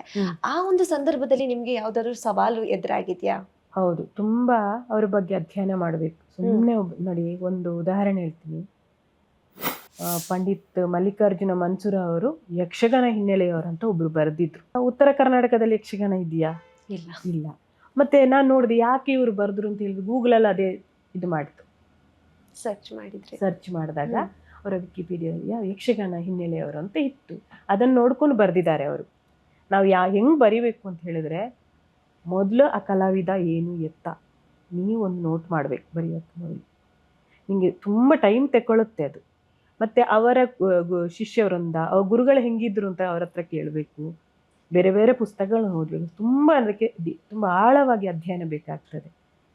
ಅದೇ ದೊಡ್ಡ ಸವಾಲು. ಅದರ ಬಗ್ಗೆ ಮಾಹಿತಿ ಕಲೆಕ್ಟ್ ಮಾಡೋದೇ ನಿಮಗೆ ದೊಡ್ಡ ಸವಾಲು. ಹೌದು. ಇವಾಗಿನ ಇತ್ತೀಚಿನ ಕಾಲಘಟ್ಟದಲ್ಲಿ ನೋಡಿದ್ರೆ ಸಂಗೀತ ಆಗಿರ್ಬೋದು, ಶಿಕ್ಷಣ ಆಗಿರ್ಬೋದು, ಸಿನಿಮಾ ಆಗಿರ್ಬೋದು, ಈ ಒಂದು 3 ಕ್ಷೇತ್ರದಲ್ಲಿ ಕೂಡ ಬರೆಯುವವರನ್ನ ಸ್ವಲ್ಪ ಕಡಿಮೆ ಇದರಲ್ಲಿ ನೋಡ್ತಾ ಇದ್ದೇನೆ. ನಿಮ್ಗೆ ಅನಿಸ್ತಾ ಇದೆಯಾ ಈ ಒಂದು ಕ್ಷೇತ್ರದಲ್ಲಿ ಬರಹಗಾರರ ಸಂಖ್ಯೆ ವಿರಳ ಆಗ್ತಾ ಇದೆ ಅಂತ ಹೇಳಿ? ಇಲ್ಲ, ಯಾಕಂತ ಹೇಳಿದ್ರೆ ಕಡಿಮೆ ನೋಡ್ತಾ ಇದ್ದಾರೆ ಅಂತ ಹೇಳಿದ್ರೆ ಅವರ ಅನುಭವ. ಬರಹಕ್ಕೆ ಅದರದೇ ಆದ ಎಲ್ಲ ಸಾಹಿತ್ಯ ಆಗಲಿ, ಸಂಗೀತ ಆಗಲಿ, ಬೇರೆ ಏನೇ ಪ್ರಕಾರ ಇದಿದ್ರು ಬರಹಕ್ಕೆ ಅದರದ್ದೇ ಆದ ಓದುಗರಿದ್ದಾರೆ. ನಾನು ಇತ್ತೀಚೆಗೆ ಒಂದು ಲೇಖನ ಬರೆದೆ, ನಿಮ್ಗೆ ಉದಾಹರಣೆ ಕೊಡ್ತೇನೆ. ತಂಬೂರಿ. ನಾನು ಬರೆಯಕ್ಕೆ ಮೊದಲು ಸುಮಾರು ಜನ ಏನು ಬರೀತೀರಿ ತಂಬೂರಿ ಬಗ್ಗೆ ಅಂತ ಕೇಳಿದ್ರು. ನಾನು ಬರ್ದಾದ್ಮೇಲೆ ಓದಿ. ಆದ್ರೆ ಅದಕ್ಕೆ ಒಬ್ರು ಬಹಳ ಅಲ್ಲಿ ಆ ಕಲಾವಿದರ ಹೆಸರು ಹೇಳಲ್ಲ ನಾನು, ಅವರ ಅಮ್ಮ 90 ವರ್ಷ ವಯಸ್ಸಿನವರು. ಅವರು ನನಗೆ ಹೇಳಿದ್ರು, ಅವ್ರಿಗೆ ಹೇಳಿದ್ರಂತ ಆ ಕಲಾವಿದರಿಗೆ, ನೋಡು ಮಗ, ಆ ವಿಜಯ ಕರ್ನಾಟಕದಲ್ಲಿ ಒಬ್ರು ಬರ್ದಿದ್ದಾರೆ, ನೀವು ಆ ಲೇಖನ ಓದು, ತಂಬೂರಿ ಬಗ್ಗೆ ಬರ್ದಿದ್ದಾರೆ ಅಂತ. ಅವರು ನನಗೆ ಫೋನ್ ಮಾಡಿ ಹೇಳಿದ್ರು, ತಂಬೂರಿ ಬಗ್ಗೆ ಬರ್ದಿದೆ ಅಮ್ಮ, ನನಗೆ ಓದಕ್ಕೆ ಹೇಳಿದ್ರು. ಅಯ್ಯೋ, ನೀವೇನು ನಿಮ್ಮಂತವ್ರೆ ನಮ್ಗೆ ಹೇಳ್ಕೊಡುವಂಥದ್ದು ಅಂತಾರೆ. ನಾವು ಬರ್ದಿದ್ದ ಬಹಳ ಚೆನ್ನಾಗಿ ಬರ್ದಿದ್ದೀರಿ ಅಂತ. ತುಂಬಾ ಬೇಕು ಅಂತಲ್ಲ, ಒಂದು ಲೇಖನಕ್ಕೆ ಒಂದು ಒಳ್ಳೆ ಅಭಿಪ್ರಾಯ ಒಬ್ರು ಇಬ್ರು ಬಂದ್ರೆ ಸಾಕಾಗ್ತದೆ, ಬರಹಗಾರನಿಗೆ ದೊಡ್ಡ ಖುಷಿ ನೀಡುತ್ತೆ ಅಂತ ಹೇಳಿ. ನಾವು ತುಂಬಾ ಚೆನ್ನಾಗಿ ಬರಿಬೇಕು, ತುಂಬಾ ಪ್ರಾಮಾಣಿಕವಾಗಿರ್ಬೇಕು. ಬರಹ ಯಾವಾಗಲೂ ಪ್ರಾಮಾಣಿಕವಾಗಿದ್ದು, ನೀವು ನಿಮ್ಮ ಬರಹ ನಿಮಗೆ ಖುಷಿ ಕೊಡ್ಬೇಕು. ನಿಮ್ಗೆ ಖುಷಿ ಕೊಡುವ ತನಕ ನೀವು ಬರಿಬೇಕು, ಆವಾಗ ಬರಹ ಗೆಲ್ಲುತ್ತೆ ಅಂತ ಅನಿಸುತ್ತೆ. ಎಷ್ಟು ಸಲ ರೀರೈಟ್ ಮಾಡ್ತೀರಾ ಒಂದು ಬರಹವನ್ನ? 7-8 ಸಲ 10 ಸಲನೂ ಆಗುತ್ತೆ. ನಿಮ್ಗೆ ಸಮಾಧಾನ ಆಗುತ್ತೆ? ಹೌದು, ನಂಗೆ ಸಮಾಧಾನ ಕೊಡ್ಬೇಕು, ಅಲ್ಲಿವರೆಗೆ ಬರುತ್ತೆ. ಆದ್ರೂ ತಪ್ಪುಗಳಿರ್ತಾವೆ. ಲಾಸ್ಟ್ ಮೂಮೆಂಟಿಗೆ ಮತ್ತೆ ನನ್ನ ಪೇಜಿಗೆ ಹೋಗೋ ಟೈಮಲ್ಲ ಅದನ್ನ ಪೇಜನ್ನು ನೋಡ್ತಾ ಇರ್ತೀನಿ. ನಂದು ಅದೊಂದು ಇದಿರ್ತದೆ, ನಂಗೆ ಹಿಂಗೆ ಬರ್ಬೇಕು, ಹಿಂಗೆ ಇರಬೇಕು ಅಂತ ಹೇಳಿ. ಹಾಡು ತೊರೆಯ ಜಾಡು, ಆಮೇಲೆ ಭೀಮಗಾನ, ಈ 2 ಪುಸ್ತಕವನ್ನ ಹೊರತಂದಿದ್ದೀರಾ. ಹಾಡು ತೊರೆಯ ಜಾಡು ಪುಸ್ತಕವನ್ನ ನಾನು ಓದ್ತಾ ಇದ್ದಾಗ ಅದರಲ್ಲಿ ಬರೀ ಕಲಾವಿದರು ಮಾತ್ರ ಅಲ್ಲ, ಸಂಗೀತೋತ್ಸವಗಳಾಗಿರ್ಬೋದು, ಕೆಲವೊಂದು ಸಂಗೀತದ ಇನ್ಸ್ಟ್ರೂಮೆಂಟ್ಗಳ ಬಗ್ಗೆ ಕೂಡ ಬರ್ತಿದ್ದೀರಾ. ಇದ್ರ ಬಗ್ಗೆ ಏನು ಹೇಳ್ತೀರಾ? ಆ ಪುಸ್ತಕ ನಾನು ಯಾಕೆ ಸಂಗೀತಗಾರರ ಬಗ್ಗೆ, ಸಂಗೀತದ ಬಗ್ಗೆ ಏನು ಬರೀತೀರಿ ಅಂತ ಕೇಳ್ತಾರೆ. ಸಂಗೀತ ಬಗ್ಗೆ ಏನು ಬರೀತೀರಿ ಅಂತ ಕೇಳುವಾಗ ತುಂಬ ಶಾಸ್ತ್ರವಾದ ಮಾತುಗಳೆಲ್ಲ ಬರ್ತವೆ. ಶಾಸ್ತ್ರಬದ್ಧವಾಗಿರಬೇಕು, ಇರಬೇಕು. ನನಗೆ ಅನಿಸಿತ್ತು, ನಾನು ಬರೆಯೋ ಬರಹ ಸಾಮಾನ್ಯ ಓದುಗನಿಗೂ ಅರ್ಥ ಆಗಬೇಕು ಅಂತ. ಅದು ಶಾಸ್ತ್ರಬದ್ಧವಾಗಿ ಪೂರ್ತಿಯಾಗಿ ಕೊಡದೆ ಸಂಗೀತ ಜ್ಞಾನವನ್ನು ಜನರಿಗೆ ಓದುಗರಿಗೆ ನೀಡುವಂಥದ್ದು. ಹ. ನಾನು ಮತ್ತೆ ಅದಕ್ಕೆ ಆಯ್ಕೆ ಮಾಡಿಕೊಂಡ ವಿಷಯ ಕೂಡ ತುಂಬಾ ಭಿನ್ನ ಆಗಿರ್ತದೆ. ಅಲ್ಲಿ ಕಲಾವಿದರ ಬಗ್ಗೆನೂ ಇರ್ತದೆ, ಒಬ್ಬ ಮುಖ್ಯ ಕಲಾವಿದನ ಬಗ್ಗೆ ಇರ್ತಾನೆ, ಸಹವಾದ್ಯಗಾರನ ಬಗ್ಗೆ, ಸಹವಾದ್ಯಗಳ ಬಗ್ಗೆ ಇರ್ತದೆ, ಆ ವಾದ್ಯಗಳನ್ನ ರಿಪೇರಿ ಮಾಡುವವನ ಬಗ್ಗೆ, ವಾದ್ಯಗಳನ್ನ ತಯಾರಿಸುವವನ ಬಗ್ಗೆ ಎಲ್ಲ ಇರ್ತದೆ. ಅದೇ ತುಂಬಾ ಇಂಟ್ರೆಸ್ಟಿಂಗ್ ಅದು ಆಗಿರುತ್ತೆ. ತುಂಬಾ ಆಸಕ್ತಿ. ಈಗ ಮಂಜುನಾಥ್ ಹೆಗಡೆ ಅಂತ ಹೇಳೊಬ್ರು ಕೊಳಲು ತಯಾರಿಸುವವರು, ನೆಟ್ಟಗಾರ, ಅವ್ರು ಶಿರ್ಸಿ ಕಡೆಯವರು ಬರ್ದಾಗ ಬಹಳ ಒಂದು ಆಸಕ್ತಿ ವಿಚಾರ ಅಂದ್ರೆ, ಅವರು ಪನ್ನಾಲಾಲ್ ಘೋಷ್ ಅವರ ಅಭಿಮಾನಿಯಾಗಿರ್ತಾರೆ, ಕೊಳಲು ಕೇಳ್ತಾ ಇರ್ತಾರೆ. ತಾನೂ ಕೊಳಲು ನುಡಿಸ್ಬೇಕಂತ ಆಸೆ ಆಗುತ್ತೆ. ಕೊಳಲು ತರಿಸ್ಕೊಳ್ತಾರೆ ಮುಂಬೈಯಿಂದ. ಕೊಳಲು ತರಿಸ್ಕೊಂಡ್ರೆ ಇವ್ರಿಗೆ ಕೊಳಲೇ ಸರಿ ಹೊಂದುದಿಲ್ಲ ಅವ್ರಿಗೆ. ಅವಾಗ ಏನ್ ಮಾಡ್ತಾರೆ, ನಾನೇ ಕೊಳಲು ತರಿಸ್ಬೇಕು ಅಂತ ಹೇಳಿ ಅವ್ರು ಕೊಳಲು ತರಿಸಕ್ಕೆ ಶುರು ಮಾಡಿದವರು. ಅವರ ಕೊಳಲು ಎಂತ ಪುಣ್ಯ ಮಾಡಿದೆ ನೋಡಿ. ಹರಿಪ್ರಸಾದ್ ಚೌರಾಸಿ ಅವರಿಗೆ ಅವರು ಇದು ಮಾಡಿದ್ದಾರೆ. ಪಂಡಿತ್ ಗೋಡ್ಖಿಂಡಿ ಅವರ ಇಡೀ ಫ್ಯಾಮಿಲಿಗೆ ಅವರ ಕೊಳಲು ಹೋಗ್ತಾ ಇದೆ. ಆ ನಮ್ಮ ರಾಗ್ರಂಗ್ ಬಂತು, ಗೋಡ್ಖಿಂಡಿ ಮತ್ತು ಇವರು ಕದ್ರಿ ಇದ್ರಲ್ಲಿ ಆ ಜುಗಲ್ಬಂದ್ ಬಳಸಿದ್ರು. ಅದೇ ಮಂದ್ರ ಸಪ್ತಕ ಕೊಳಲು ಅಂತ ಬಳಸಿದ್ದು ಗೋಡ್ಖಿಂಡಿ ಅವರು. ಅದೆಲ್ಲ ನಮ್ಮ ಮಂಜುನಾಥ್ ಹೆಗ್ಡೆ ಅವರದಂತ ಹೇಳಕ್ಕೆ ನಮ್ಗೆ ಎಷ್ಟು ಖುಷಿ ಆಗುತ್ತೆ. ಅಂತ ವಿಚಾರಗಳು ಯಾರಿಗೆ ಸಿಗುತ್ತೆ? ಮಾಮೂಲಿ ಒಬ್ಬ ಗಾಯಕ ಕೂತು ಹಾಡೋದನ್ನ ಅಷ್ಟೇ ನಾವು ಕೇಳ್ತಿರ್ತೀವಿ. ಕೊಳಲು ನುಡಿಸ್ತಾರ, ಕೊಳಲು ತಯಾರಿಸುವ ನೋಡಿ. ಅಶ್ವತ್ಥಮ್ಮ ಅಂತ ಹೇಳಿ ಬಳಪೇಟೆಯಿಂದ ಸುಮಾರು 10,000ಕ್ಕೆ ಹೆಚ್ಚು ತಬಲಗಳನ್ನ ರಿಪೇರಿ ಮಾಡಿದ ಮಹಿಳೆ, 85 ವರ್ಷ. ಅವರ ಅಂಗಡಿಗೆ ಹೋಗಿದ್ದೆ ನಾನು. ಒಂದು ಚಿಕ್ಕ ಅಂಗಡಿ, ಶಾಂತಲಾ ತಬಲ ವರ್ಕ್ಸ್ ಅಂತ ಹಾಕಿದ್ದಾರೆ ಬಳಪೇಟೆಯಲ್ಲಿ, ಬೆಂಗಳೂರಲ್ಲಿ, ಚಿಕ್ಕಪೇಟೆ ಹತ್ರ. ಅಲ್ಲಿ ಹೋಗಿ ಅವರನ್ನು ಮಾತಾಡಿಸಿ ಬರೆಯೋದುಂಟಲ್ಲ, ಅದು ಎಷ್ಟು ದೊಡ್ಡ ದೊಡ್ಡ ಮೃದಂಗ ವಾದಕರಿಗೆಲ್ಲ ಅವರು ಮೃದಂಗ ರಿಪೇರಿ ಮಾಡಿಕೊಡೋರು, ರೆಡಿ ಮಾಡಿಕೊಡೋರು. ಈಗ ಅವರ ಮಗ, ನಮ್ಮ ಅಮ್ಮ ಮಾಡ್ತಿದ್ರಲ್ಲ ಅಂತ ಅದನ್ನೇ ಮುಂದುವರಿಸ್ತಾ ಇದ್ದಾರೆ, ಶ್ರೀನಿವಾಸ್ ಅಂತ ಹೇಳಿ. ಇಂಥ ವಿಚಾರಗಳನ್ನು ನಾನು ಕೊಡಬೇಕು ಅಂದರೆ, ಸಂಗೀತ ಒಂದು ದೊಡ್ಡ, ಅದು ಗಾಯಕ ಅಂದರೆ ತುಂಬ ವೈಭವದಿಂದ ಹಾಡುವಂಥದ್ದು, ಅಷ್ಟಕ್ಕೆ ಸೀಮಿತ ಆಗಿರ್ಬಾರ್ದು. ಅದರ ಹೊರತಾಗಿ ಸಂಗೀತದ ವಿಚಾರಗಳು ಎಲ್ಲರಿಗೆ ಸಿಗಬೇಕು ಅಂತೇಳಿ ನನ್ನ ಉದ್ದೇಶ. ಹಾಗಾಗಿ ಅದರಲ್ಲಿ ಬೇರೆ ಬೇರೆ ಆ ಥರದ ವಿಚಾರಗಳಿದ್ದಾವೆ, ಆಳ ಅಗಲ. ಹೌದು, ಅದು ಇವರು ಮೈಸೂರು ಮಂಜುನಾಥ್ ಅದು ಮುನ್ನುಡಿ ಬರೆದವರು, ಅದು ಚಂದ ಹೇಳಿದ್ದಾರೆ ಆ ವಿಷಯನ, ಸಾಮಾನ್ಯರಿಗೂ ಅರ್ಥ ಆಗುವಾಗೆ ಬರ್ದಿದ್ದೀರಾ. ಹೌದು ಹೌದು ಹೌದು. ನಾನು ಬರೆಯುವಾಗ್ಲೂ ಇನ್ನೊಂದಂತ ಹೇಳಿದ್ರೆ, ನಾನು ನೇರವಾಗಿ ಬರೆಯಕ್ಕೆ ಹೋಗೋದಿಲ್ಲ. ನನಗೆ ಕಡಿಮೆ ಜ್ಞಾನನ ನಾನು ಎಲ್ಲರಿಗೂ ಕರೆ ಮಾಡಿ ಫೋನ್ ಮೂಲಕ ತಿಳ್ಕೊಂಡು, ಈ ಪದಕ್ಕೆ ಏನು ಹೇಳ್ತಾರೆ, ಇದನ್ನು ಹೆಂಗೆ ಹಾಡಿದ್ರೆ ಹೆಂಗಾಗುತ್ತೆ, ಇದನ್ನೆಲ್ಲ ಕೇಳಿ ಬರೆಯುವಂಥದ್ದು. ನಾನು ಮೃದಂಗ ಇದರ ಬಗ್ಗೆ ಎಲ್ಲ ರಿಪೇರಿ ಮಾಡೋ ಅಂಗಡಿಗೆ ಹೋಗಿದ್ದು, ಅದು ಏನೇನು ರಿಪೇರಿ ಮಾಡ್ತಾರೆ, ಅದು ಕರ್ಣೆ ಯಾವುದು, ಅದನ್ನ ಇದು ಹಿಂಗೆ ಮಾಡ್ತಾರೆ ನೋಡಕ್ಕೆ ಹೋಗಿದ್ದೆ. ನೋಡಿ ಇನ್ಫಾರ್ಮೇಶನ್ ಗೊತ್ತಿಲ್ಲ ಅಂತ ಹೇಳಿದ್ರೆ ಬೇರೆಯವರಿಂದೆಲ್ಲ ತಗೊಂಡು ತುಂಬಾ ಮಾಡ್ತೀನಿ. ಅದು ಎಲ್ಲ ಗೊತ್ತಿರಲ್ಲ. ಹೌದು, ಅದೇ ಹೌದು, ತುಂಬಾ ಮಾಡ್ತೀನಿ. ಅದೇ ತುಂಬಾ ಇಷ್ಟರವರೆಗೆ ತುಂಬಾ ಲೇಖನಗಳನ್ನ ಬರ್ತಿದ್ದೀರಾ. ಮೊದಲ ಲೇಖನದಿಂದ ಇವತ್ತಿನ ಲೇಖನದವರೆಗೆ, ಅಂದ್ರೆ ಲಾಸ್ಟ್ ಯಾವಾಗ ಬರ್ತಿದ್ರಿ ಆ ಲೇಖನದವರೆಗೆ ಏನನ್ನ ಕಲ್ತಿದ್ದೀರಾ? ನಿಮ್ಮಲ್ಲಿ ಏನೆಲ್ಲ ಚೇಂಜಸ್ ಆಗಿದೆ? ಹೌದು, ನನ್ನ ಮೊದಲ ಲೇಖನ ನಾನು ಪ್ರಕಟ ಆಗಿದ್ರು ನಮ್ಮ ವಿಜಯ ಕರ್ನಾಟಕದಲ್ಲಿ. ಅದೇ ಹೇಳಿದ್ನಲ್ಲ, ಪ್ರೊಫೈಲ್ ಬರೆಯಕ್ಕೆ ಹೇಳಿದ್ರು ಅಂತೇಳಿ, ಜಸ್ರಾಜ್ದು ಪ್ರೊಫೈಲ್ ಬರ್ದಿದ್ದೆ. ಅದು ಅದರ 2ನೇ ವರ್ಷಕ್ಕೇನೋ ಜಸ್ರಾಜ್ ತೀರ್ಕೊಂಡ್ರು. ಆವಾಗ ರಾತ್ರಿ ಅದು ಸುದ್ದಿ ಆಗಿದ್ದು. ರಾತ್ರಿ ಹೊತ್ತು ಏನ್ ಹಾಕ್ತೀರಾ, ಚಿತ್ರ ಬರ್ದಿದ್ದಾರೆ ಆರ್ಟಿಕಲ್ ಅಂತ. ಆಮೇಲೆ ನಾನು ಬರ್ದಿದ್ದನ್ನ ಕಳ್ಸಿದ್ದೆ. ನಂಗೆ ಅದು ಬರುತ್ತೆ ಇಲ್ವಾ ಅಂತ ನನ್ಗೆ ಗೊತ್ತಿಲ್ಲ. ನೋಡಿದ್ರೆ ಇಡೀ ಸಂಪಾದಕೀಯ ಪುಟದಲ್ಲಿ ಜಸ್ರಾಜ್ ನನ್ನ ಲೇಖನ ಇದೆ. ಅದಕ್ಕೆ ಈಗ ನಮ್ಮ ಆಗಿನ ಸಂಪಾದಕರು ಕೋಣೆಮನೆ, ಆಮೇಲೆ ಸುದ್ದಿ ಸಂಪಾದಕ ರಮೇಶ್ ಕುಮಾರ್, ಅಸಿಸ್ಟೆಂಟ್ ಎಡಿಟರ್ ಕೃಷ್ಣ ಭಟ್, ಇವರಿಗೆಲ್ಲ ನಾನು ಥ್ಯಾಂಕ್ಸ್ ಹೇಳಬೇಕು. ಹಾಕಿದ್ದಾರೆ. ನನಗೆ ನನ್ನ ಲೇಖನನೇ ನಂಬಕ್ಕಾಗ್ತಿಲ್ಲ, ಇಷ್ಟು ದೊಡ್ಡ ಲೇಖನ. ಅದು ನನ್ನ ಮೊದಲ ಲೇಖನ, ಜಸ್ರಾಜ್ ಅವರ ಬಗ್ಗೆ ಬರೆದಿದ್ದು. ಇದೊಂದು ನನಗೆ ದಾರಿ ಮಾಡಿಕೊಡುತ್ತೆ ಅಂತ ಆವಾಗಲೇ ಅನಿಸ್ತು ನನಗೆ. ಅದು ಬಂತು. ಬಟ್ ಆವಾಗ ಬರೆಯೋದಕ್ಕೂ ಇವಾಗ ಬರೆಯೋದಕ್ಕೂ ನನಗೆ ತುಂಬ ವ್ಯತ್ಯಾಸ ಇದೆ. ನಾನು ತುಂಬ ಸ್ವಲ್ಪ ಕಲ್ತಿದ್ದೀನಿ. ಆವಾಗ ನನ್ನ ಲೇಖನ ಇನ್ನೂ ಚೆನ್ನಾಗಿ ಬರಿಬೋದಿತ್ತಲ್ಲ, ನಾನು ಚೆನ್ನಾಗಿ ಬರ್ದಿಲ್ಲಲ್ಲ ಅಂತ ಈಗ ನನಗೆ ಫೀಲ್ ಆಗುತ್ತೆ. ನಾನು ಇನ್ನೂ ಚೆನ್ನಾಗಿ ಮಾಡಬೇಕು ಅಂತ. ಅವಾಗ ಮೊದಲನ ಲೇಖನ ಅಲ್ಲ ಅದು. ಹೌದು, ನಾನು ಆ ಲೇಖನ ಬಂದಾಗ ಸುಮಾರು ಒಂದು 3 ದಿವಸ ನಿದ್ದೆನೂ ಮಾಡಿರ್ಲಿಲ್ಲ ಅನಿಸುತ್ತೆ. ಅಷ್ಟು ಖುಷಿಯಾಗಿತ್ತು. ನಂಗೆ ಅದೊಂದು ದಾರಿ ಮಾಡಿಕೊಡ್ತು. ನೀವು ಹಿಂಗೆ ಹೋಗಿ, ನಿಮ್ಮ ದಾರಿ ಇದೆ, ಈ ಇದರಲ್ಲಿ ಇದೆ, ನೀವು ಕಲಿಯೋದ್ರಿಂದ ಸಂಗೀತದ ಬರಹಗಳನ್ನು ಹೆಚ್ಚಿಕೊಳ್ಬೋದು ಅಂತ. ನನಗೆ ಆ ಒಂದು ಇದು ಬೇಕಿತ್ತು. ನನಗೆ ನಾವೊಂದು ಫೀಲ್ಡ್ಗೆ ಬಂದರೆ ನೀನು ಇದ ಅಂತ ಆಗೋದು ಬದಲು ಯಾವುದೋ ಒಂದನ್ನು ಚೆನ್ನಾಗಿ ಇಟ್ಕೊಂಡ್ಬಿಟ್ಟು ಅದರಲ್ಲಿ ಖುಷಿ ಪಟ್ಟರೆ ಅದಕ್ಕಿಂತ ದೊಡ್ಡದು ನಮಗೆ ನೆಮ್ಮದಿ ಏನಿಲ್ಲ. ಖಂಡಿತವಾಗ್ಲೂ. ಅದೇ ನೀವಾಗ ಹೇಳಿದಾಗೆ ಸಂದರ್ಶನ ಮಾಡಿದ್ದೀರಾ ಅಂತ ಹೇಳಿದ್ರೆ, ಬೇರೆ ಬೇರೆ ವ್ಯಕ್ತಿಗಳನ್ನ, ಕಲಾವಿದರನ್ನ ಸಂದರ್ಶನ ಮಾಡಿದ್ದೀರಿ ಅಂತ. ನಿಮ್ಗೆ ತುಂಬಾ ಚಾಲೆಂಜ್ ಅನಿಸಿದ ವ್ಯಕ್ತಿ ಯಾರು? ಚಾಲೆಂಜ್ ಅನಿಸಿದ್ದು ಅಂದರೆ ಬಾಲ ಆರಂಭದಲ್ಲಿ ರೋಣು ಮಜುಮ್ದಾರ್ ಅಂತ ಒಬ್ಬ ಕೊಳಲು ವಾದಕ, ಹಾ ಅವರನ್ನು ಮಾಡಿದ್ದು. ಅದು ಯಾಕೆ ಚಾಲೆಂಜ್ ಅನಿಸಿತ್ತು ಅಂದರೆ ನನಗೆ ಭಾಷೆ ಸರಿಯಾಗಿ ಅವರು ಹಿಂದಿ ಜಾಸ್ತಿ ಮಾತಾಡ್ತಾರೆ, ನನಗೆ ಹಿಂದಿ ಅಷ್ಟು ಚೆನ್ನಾಗಿ ಬರ್ತಾ ಇದೆ. ಈಗ ಸ್ವಲ್ಪ ಅರ್ಥ ಮಾಡ್ಕೊಂಡಿದ್ದೀವಿ ಜಾಸ್ತಿ ಬರೆಯೋದ್ರಿಂದ. ಇಂಗ್ಲೀಷ್ನೂ ಸರಿಯಾಗಿ ಬರ್ತಾ ಇರಲಿಲ್ಲ, ಇಂಗ್ಲೀಷ್ನು ಅರ್ಥ ಮಾಡ್ಕೊಳ್ತೀನಿ, ಅಷ್ಟು ಚೆನ್ನಾಗಿ ಮಾತಾಡೋಕ್ಕೆ ಬರಲ್ಲ ಹಂಗೆ ಅಂತೇಳಿ. ನಾನು ಹೋಗಿದ್ದೆ, ದೊಡ್ಡ ಹೋಟ್ಲಲ್ಲಿದ್ದರು ಅವರು. ನಾನು ಹೋದ ತಕ್ಷಣ ತುಂಬ ಬೆವ್ರು ಬಂದಿತ್ತು ನನಗೆ. ಹಿಂಗೆಪ್ಪ ಇವರನ್ನು ಸಂದರ್ಶನ ಮಾಡೋದು ದೊಡ್ಡ ಓದ್ಕೊಂಡು ಹೋಗಿದ್ದೆ ಅವ್ರ ಬಗ್ಗೆ, ಚೆನ್ನಾಗಿ ಅವ್ರ ಬಗ್ಗೆ ತಿಳಿದಿತ್ತು. ಆದರೆ ಅಲ್ಲಿ ಹೋಗಿ ಏನು ಮಾತಾಡು, ಏನು ಕೇಳಬೇಕು, ನಾನು ಮೊದಲ ಇದ್ದದ್ದು ಅದು ಉತ್ತರ ಭಾರತದಿಂದ ಮಾಡಿದ ಮೊದಲ ಸಂದರ್ಶನ ಅನಿಸುತ್ತೆ ನನಗೆ. ಅದಕ್ಕೆ ನಮ್ಮ ಈಗಿನ ಸಂಪಾದಕರು ಸುದರ್ಶನ್ ಚೆನ್ನಾಗಿ ಹೇಳಿ ಅವ್ರು, ನೀವು ಹೋಗಿ, ನಿಮಗೆ PRO ಇದ್ದಾರಾ, ಅವ್ರಿಗೆ ಹೇಳ್ತೀನಿ, ನೀವು ಸರ್ ನನಗೆ ಧೈರ್ಯ ಬರ್ತದೆ, ನೀವು ಹೋಗಿ ಆಗ್ತದೆ ಅಂದರು. ಅವರ ಮಾತು ನಾನು ನೆನ್ಪಿಟ್ಕೋಬೇಕು. ಹೋಗಿದ್ದೆ, ಹೋಗೋ ದಿವಸ ಬೆಳಿಗ್ಗೆಯಿಂದಲೇ ನನಗೆ ಟೆನ್ಷನ್ನು.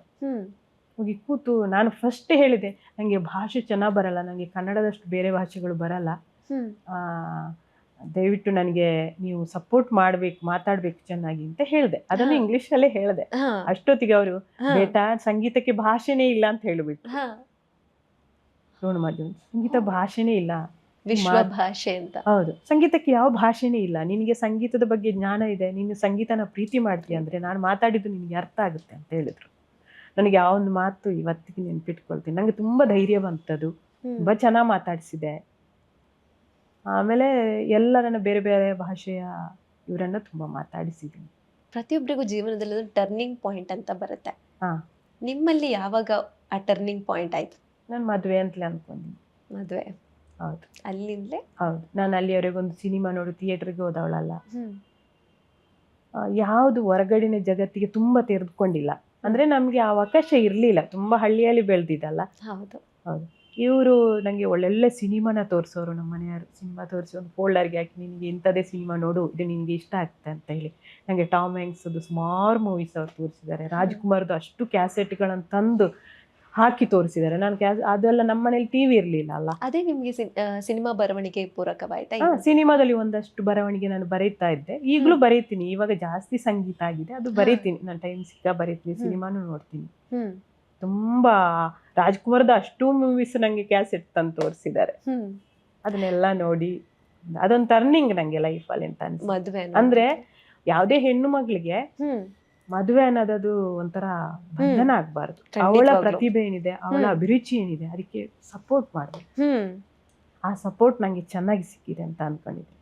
ಭಾರತ ರತ್ನ ಭೀಮಗಾನ ಜೋಶಿ ಅವರ ಬುಕ್ ಅನ್ನ ಬರಿಬೇಕಾದ್ರೆ ನೀವು ಹಲವಷ್ಟು ಜನರನ್ನ ಭೇಟಿ ಆಗ್ತೀರಾ, ಅದರಲ್ಲಿ ಅನಂತ್ ನಾಗ್ ಕೂಡ ಒಬ್ರು. ಅವ್ರ ಜೊತೆ ಸಂದರ್ಶನ ಹೇಗಿತ್ತು? ಅನಂತ್ ನಾಗ್ ಸಂದರ್ಶನ ಆಕ್ಚುಲಿ ನಾನು ಫೋನಲ್ಲಿ ಮಾಡಿದ್ದು. ಅದು ಅನಂತ್ ನಾಗ್ ತುಂಬಾ ಸಂಗೀತ ಅಂದ್ರೆ ಬಹಳ ಚೆನ್ನಾಗಿ ಮಾತಾಡ್ತಾರೆ ಅನಂತ್ ನಾಗ್. ಸಿನಿಮಾಕ್ಕಿಂತ ಸಂಗೀತದ ಬಗ್ಗೆ ನಾನು ಅವ್ರ ಹತ್ರ 3-4 ಸಲ ಮಾತಾಡಿದ್ದೀನಿ, ಬೇರೆ ಬೇರೆ ವಿಚಾರಕ್ಕೆ, ಬೇರೆ ಬೇರೆ 3-4 ನನ್ನ ನಿರೂಪಣೆಯಲ್ಲಿ ಅವರ ಲೇಖನೂ ಬಂದಿದೆ. ಅವರು ಭೀಮ್ಸೇನ್ ಜೋಶಿ ಬಗ್ಗೆ ಮಾತಾಡ್ಬೇಕು ಅಂತ ಹೇಳಿದ್ದು ಒಂದೇ ತಡ, ಅವರು ಒಂದೇ ಸಾಮಾನ್ಯ 1 hour ಮಾತಾಡಿದ್ದಾರೆ. ಭೀಮ್ಸೇನ್ ಜೋಶಿ ಅವರ ಜೊತೆ ಒಡನಾಡಿದ್ದು, ಅವರು ಭೀಮ್ಸೇನ್ ಜೋಶಿ ಅವರ ಮನೆಗೆ ಹೋಗಿದ್ದು, ರಾತ್ರಿ ಇಡೀ ಹಾಡಿದ್ದು ಅದೆಲ್ಲ. ಮತ್ತೆ ಅನಂತನಾಗ್ ತುಂಬಾ ಚೆನ್ನಾಗಿ ಹಾಡ್ತಾರೆ ಅವರು. ಆ ಭೀಮ್ಸೇನ್ ಜೋಶಿ ಯಾವ ಯಾವ ಹಾಡುಗಳಿಷ್ಟ, ಭಂಗಗಳಿಷ್ಟ, ಅದನ್ನ ನಂಗೆ ಹಾಡಿ ಹಾಡಿ ತೋರಿಸಿದ್ರು ಅವರು. ಅದೊಂದು ಬಹಳ ಒಳ್ಳೆ ಅನುಭವ ನನಗೆ. ಅದೇ ಪ್ರತಿಯೊಂದು ಬರಹಗಳು ಕೂಡ ನಿಮ್ಮನ್ನ ವಿಭಿನ್ನ ರೀತಿಯಲ್ಲಿ ರೂಪು ಮಾಡ್ತದೆ ಅಂತ. ನನ್ನನ್ನು ರೂಪು ಮಾಡಿದೆ. ಹೌದು, ಅವರ ಒಂದು ಎಕ್ಸ್ಪೀರಿಯನ್ಸ್ ಆಗಿರ್ಬಹುದು, ಎಲ್ಲವನ್ನ ಕೂಡ ನೀವೆಷ್ಟು ಲಕ್ಕಿ ಅಂತಂದ್ರೆ ಅವರೆಲ್ಲ ಅನುಭವಗಳನ್ನ ನಿಮ್ಗೆ ಇದ್ ಕನೆಕ್ಟ್ ಮಾಡ್ಕೋಬಹುದು. ಒಂದು ಸಂಗೀತದ ಬರಹವನ್ನ ನಾವು ಅಕ್ಷರ ರೂಪಕ್ಕೆ ಇಳಿಸ್ತೀವಲ್ಲ, ಅದು ನಿಜಕ್ಕೂ ಬಹಳಷ್ಟು ಕಷ್ಟ. ಹೌದು, ತುಂಬಾ ಓದ್ಕೋಬೇಕು. ಆಮೇಲೆ ಕೆಲವೊಂದು ಪರಿಭಾಷೆನ, ಸಂಗೀತದ ಪರಿಭಾಷೆಯನ್ನ ಬಳಸ್ಬೇಕಾಗುತ್ತೆ. ಈಗ ನಾನು ತಂಬೂರಿ ಲೇಖನ ಜವಾರಿ ಅನ್ನೋದು ಎಷ್ಟು ಜನಕ್ಕೆ ಗೊತ್ತಿರ್ತದೆ? ಅದನ್ನ ಹೇಗೆ ಕನೆಕ್ಟ್ ಮಾಡಿ, ಅದನ್ನ ಹೆಂಗ್ ಅದ ಬ್ರಾಕೆಟ್ ಅಲ್ಲಿ ಬರ್ದಿದ್ದೀನಿ. ಜವಾರಿ ಅಂದ್ರೆ ತಂತಿಗಳ ಮಧ್ಯೆ ಇಡುವಂತೂ ಒಂದು ಜಾಗ ಇರ್ತದೆ, ಅಲ್ಲಿ ಆ ಸಣ್ಣ ನೂಲು ಇರ್ತದೆ, ಆ ನೂಲಿನಿಂದ ಹಿಂಗೆ ಜವಾರಿ ತಿದ್ದುದು ಅಂತ. ಆ ನೂಲ್ನ ಆ ಕಡೆ ಈ ಕಡೆ ನಾವು ತಂಬೂರಿಯಲ್ಲಿ ಮಾಡಿದಾಗ ಅದು ಝೇಂಕರಿಸುತ್ತದೆ, ಸ್ವರ ಶ್ರುತಿ ಝೇಂಕಾರ ಮಾಡುತ್ತೆ. ಅದನ್ನು ಬರಿಬೇಕಾದ್ರೆ ಆ ಮಧ್ಯೆ ಇರುವ ಇದು ಅಂತ. ಅದು ನನಗೆ ಯಾಕೆ ಬರೀತೀನಿ ಅಂದ್ರೆ, ನಾನು ಅಂಕಣದಲ್ಲಿ ಅದನ್ನ ಮಾಡ್ತೀನಿ ಜನರಿಗೆ ಗೊತ್ತಾಗ್ಲಿ ಅಂತ. ನಮಗೂ ಗೊತ್ತಿರ್ಲಿಲ್ಲ. ನನಗೆ ಆ ಇತ್ತೀಚೆಗೆ ಥಾಟ್ ನಿಮ್ಗೇನೆ ಬಂತ ಹೇಗೆ ಅಂತ ಹೇಳಿ, ಅಥವಾ ಯಾರಾದ್ರೂ ಹೇಳಿದ್ರಾ ಅಂತ? ಇಲ್ಲ, ನನಗೆ ನನ್ನ ಗುರುಗಳು ಈಗ ನಾನು ನಮ್ಮದು ಜೂನಿಯರ್ ಸಿಲೆಬಸ್ ಮುಗಿದು ಸೀನಿಯರ್ಗೆ ಬಡಖ್ಯಾಲ್ ಅಂತ ಮಾಡ್ತಾರೆ, ಹಿಂದೂಸ್ತಾನಿ ಹಾ ವಿಲಂಬಿತ್ ಆಗಿ. ಆವಾಗ ನೀವು ತಂಬೂರಿ ಕಲಿಯೋಕ್ಕೆ ನಮಗೆ ಅಭ್ಯಾಸ ಮಾಡಿಸ್ತಾರೆ. ಇವಾಗ ಎಲ್ಲ ಗುರುಗಳ ಪದ್ಧತಿ ಹಂಗಿದೆ ಗೊತ್ತಿಲ್ಲ, ನಮ್ಮ ಅನಂತ ಭಾಗವತ್ ಅವರು ಅಂತ ಹಂಗೆ ಭಾಳ ಚೆನ್ನಾಗಿ ಮಾಡಿಸ್ತಾರೆ. ಅದನ್ನು ತಂಬೂರಿ ನೀವು ಹಿಡಿದು ಹಾಡಬೇಕು ಅಂತ ಈ 4 ತಿಂಗಳ ಹಿಂದೆ ತಂಬೂರಿ ಹಿಡಿದು ನಾವು ಹಾಡಕ್ಕೆ ನಾವು ಶುರು ಮಾಡಿದ್ವಿ. ಅದಕ್ಕೆ ಮೊದಲು ನಮಗೂ ಅಷ್ಟೇ ತಂಬೂರಿ ಬರೀ ಹಿಡಿದು ಅಷ್ಟೇ ಅಂತ ಗೊತ್ತಿದ್ದು. ಅದು ಅದನ್ನ ಹಿಡ್ಕೊಂಡು ಅದನ್ನ ತಂಬೂರಿ ಟ್ಯೂನ್ ಮಾಡಿ ಹಾಡಕ್ಕೆ ನಮಗೆ ಕಲ್ಸಿದ್ರಲ್ಲ, ಅವಾಗ ನಂಗೆ ಲೆಕ್ಕನ ಬರೀ ಪ್ರಾಕ್ಟಿಕಲ್ ಆಗಿ ಎಕ್ಸ್ಪೀರಿಯನ್ಸ್ ಆದಾಗ ಅದು ಚೆನ್ನಾಗಿ ಬರುತ್ತೆ. ಹಂಗ ಆಯ್ತದು. ಎಷ್ಟು ಇನ್ಸ್ಟ್ರೂಮೆಂಟ್ ಅನ್ನು ಇಟ್ಕೊಂಡು ಹಾಡಾಡ್ತೀರಾ ನೀವು? ಇಲ್ಲ, ನಾನು ಇನ್ಸ್ಟ್ರೂಮೆಂಟ್ ಆಡ್ಕೊಂಡು ಇವರಿಗೆ ಹಾಡಿಲ್ಲ. ನಾವು ಕ್ಲಾಸಲ್ಲಿ ಪ್ರಾಕ್ಟೀಸ್ ಮಾಡುವಾಗ ಮಾಡಿಸ್ತಾರೆ. ಮತ್ತೆ ಅದು ಸ್ವಲ್ಪ ಕಷ್ಟ, ನಮ್ಗೆ ತುಂಬಾ ಕೂತ ಅಭ್ಯಾಸ ಬೇಕಲ್ಲ. ಹೌದು ಹೌದು. ಇವಾಗ ಪ್ರೆಸೆಂಟ್ ಅಂತ ಹೇಳಿದ್ರೆ ನಾನು ಆಗ್ಲೇ ಹೇಳಿದಾಗೆ ಪ್ರಚಾರ ಆಗಿರ್ಬೋದು, ಜನಪ್ರಿಯತೆ ಆಗಿರ್ಬೋದು, ಅದ್ರ ಹಿಂದೆ ಓಡುವ ಜನಗಳೇ ಹೆಚ್ಚು. ಯುವ ಸಮುದಾಯಕ್ಕೆ ಈ 2 ಕೃತಿಗಳೇನಿದೆ ಅದು ಹೇಗೆ ವಿಭಿನ್ನ ಮತ್ತೆ ಹೇಗೆ ಮಾದರಿ ಆಗ್ಬಹುದು? ಭೀಮಗಾನ ಅನ್ನೋದು ನೀವು ಒಬ್ರು ಸಂಗೀತದ ವಿದ್ಯಾರ್ಥಿಗಳು ನೀವು ಕಲಿತಾ ಇದ್ರೆ ಭೀಮಗಾನ ಅದು ಭೀಮಗಾನ ಓದಬೇಕು. ಜೊತೆಗೆ ಭೀಮಸೇನ ಜೋಶಿ ಅವರು ನಿಮಗೆ ತುಂಬಾ ಸ್ಫೂರ್ತಿ ಆಗ್ತಾರೆ.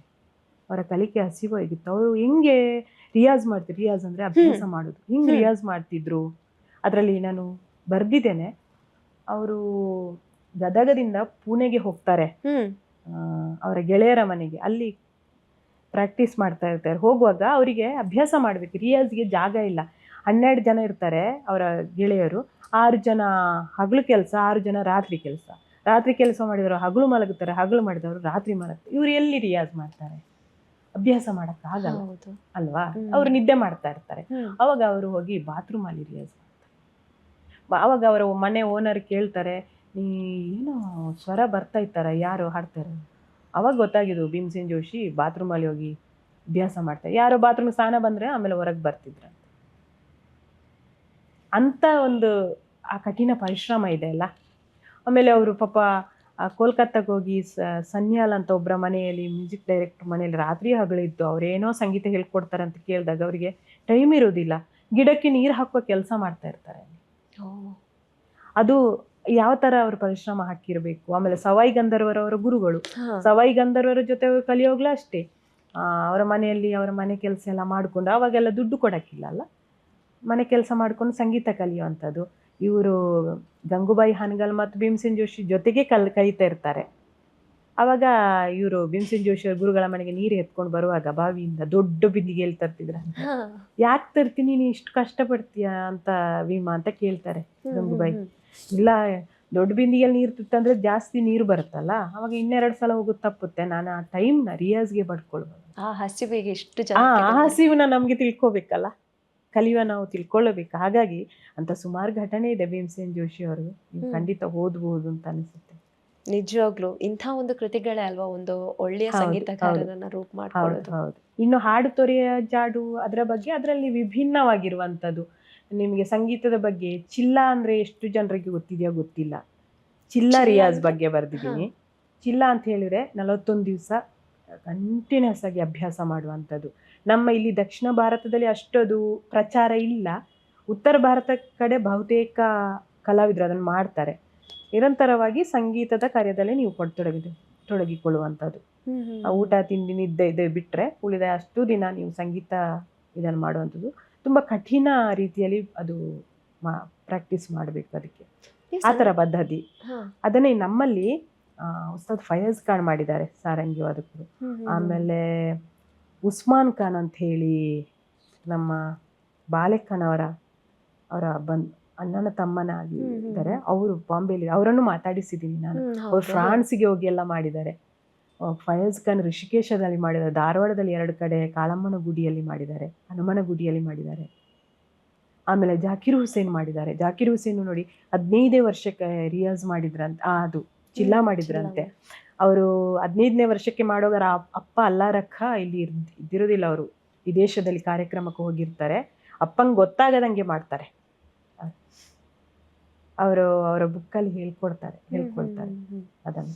50 ಬರಹ ಕೂಡ ಒಂದಕ್ಕೊಂದು ವಿಭಿನ್ನವಾಗಿದೆ ಅಲ್ವಾ? ಹೌದು ಹೌದು, ಎಲ್ಲ ವಿಭಿನ್ನವಾಗಿದೆ. ಬರೀ ಕಲಾವಿದರ ಬಗ್ಗೆ ಅಲ್ಲ, ಅದೇ ಹೇಳಿದ್ನಲ್ಲ, ಕಲಾವಿದರ ಬದುಕು ಜೊತೆಗೆ ಸಹವಾದ್ಯ, ಅದನ್ನ ರಿಪೇರಿ ಮಾಡುವವರು ಎಲ್ಲರೂ ಕೂಡ ನನಗೆ ಮುಖ್ಯ ಆಗ್ತಾರೆ ಅಂತ.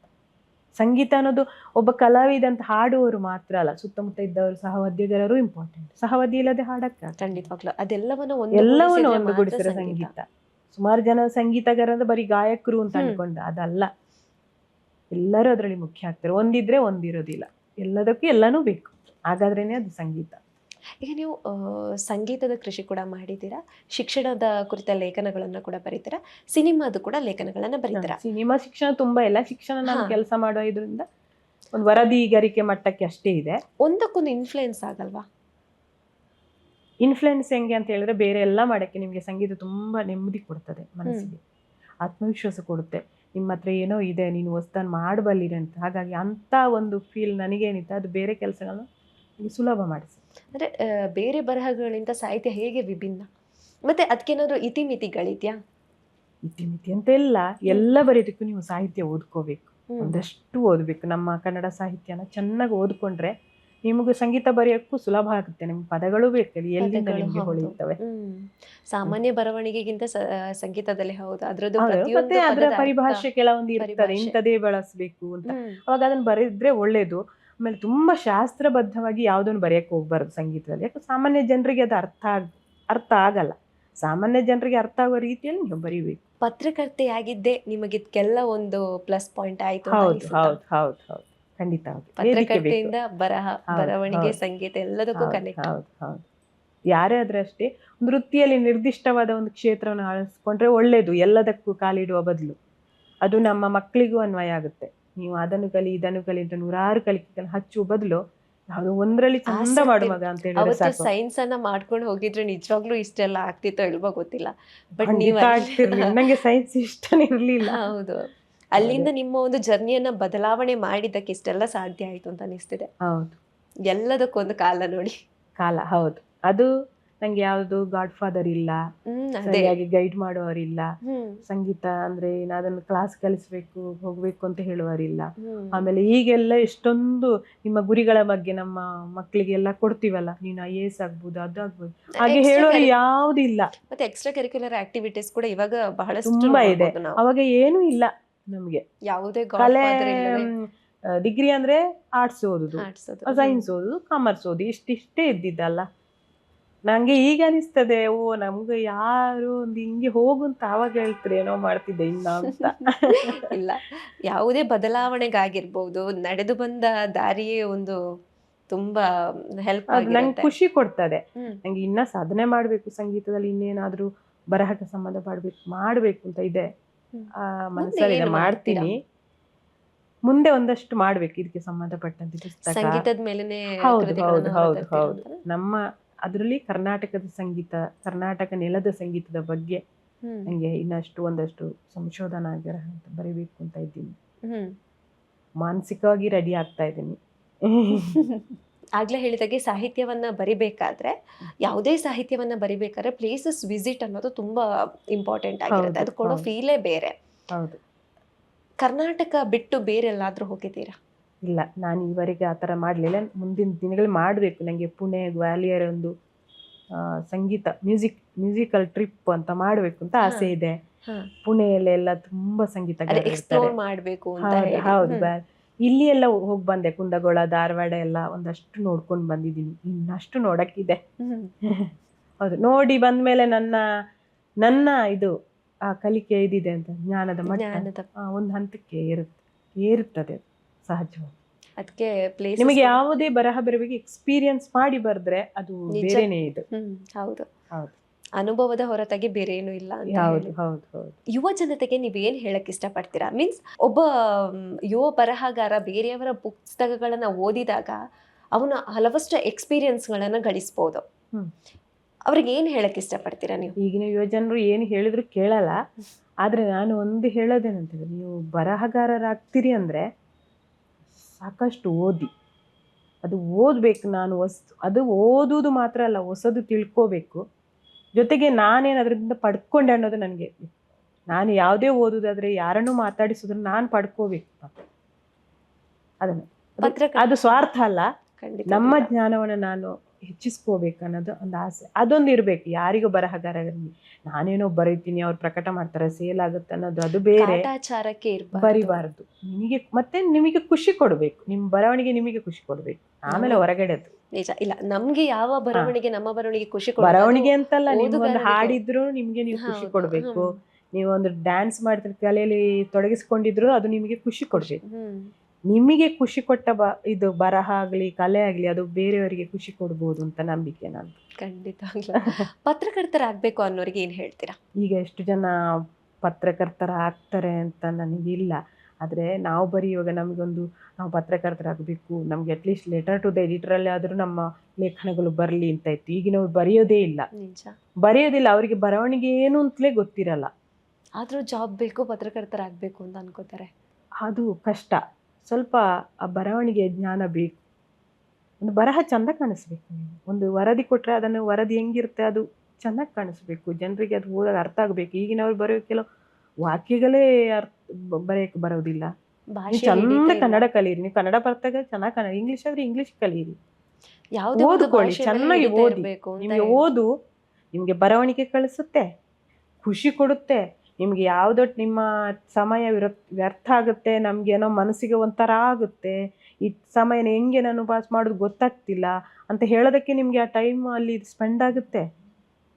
ಬರವಣಿಗೆ ಬಹಳ ಖುಷಿ ಕೊಡುವಂಥ ವಿಷಯ ಬರವಣಿಗೆ ಕೂಡ. ಬರವಣಿಗೆ ಓದು ಉಂಟಲ್ಲ ಎಲ್ಲರಿಗೆ ನೆಮ್ಮದಿ ಖುಷಿ ಎಲ್ಲ ಕೊಡುತ್ತೆ ಅಂತ ನನಗನಿಸಿತ್ತು, ನನ್ನ ಅನುಭವ. ನಾನು ಇವತ್ತಿಗೂ ಕೂಡ ಓದ್ತೀನಿ. ಡೈಲಿ ಓದ್ತಾ ಇರ್ತೀರಾ ಹೇಗೆ?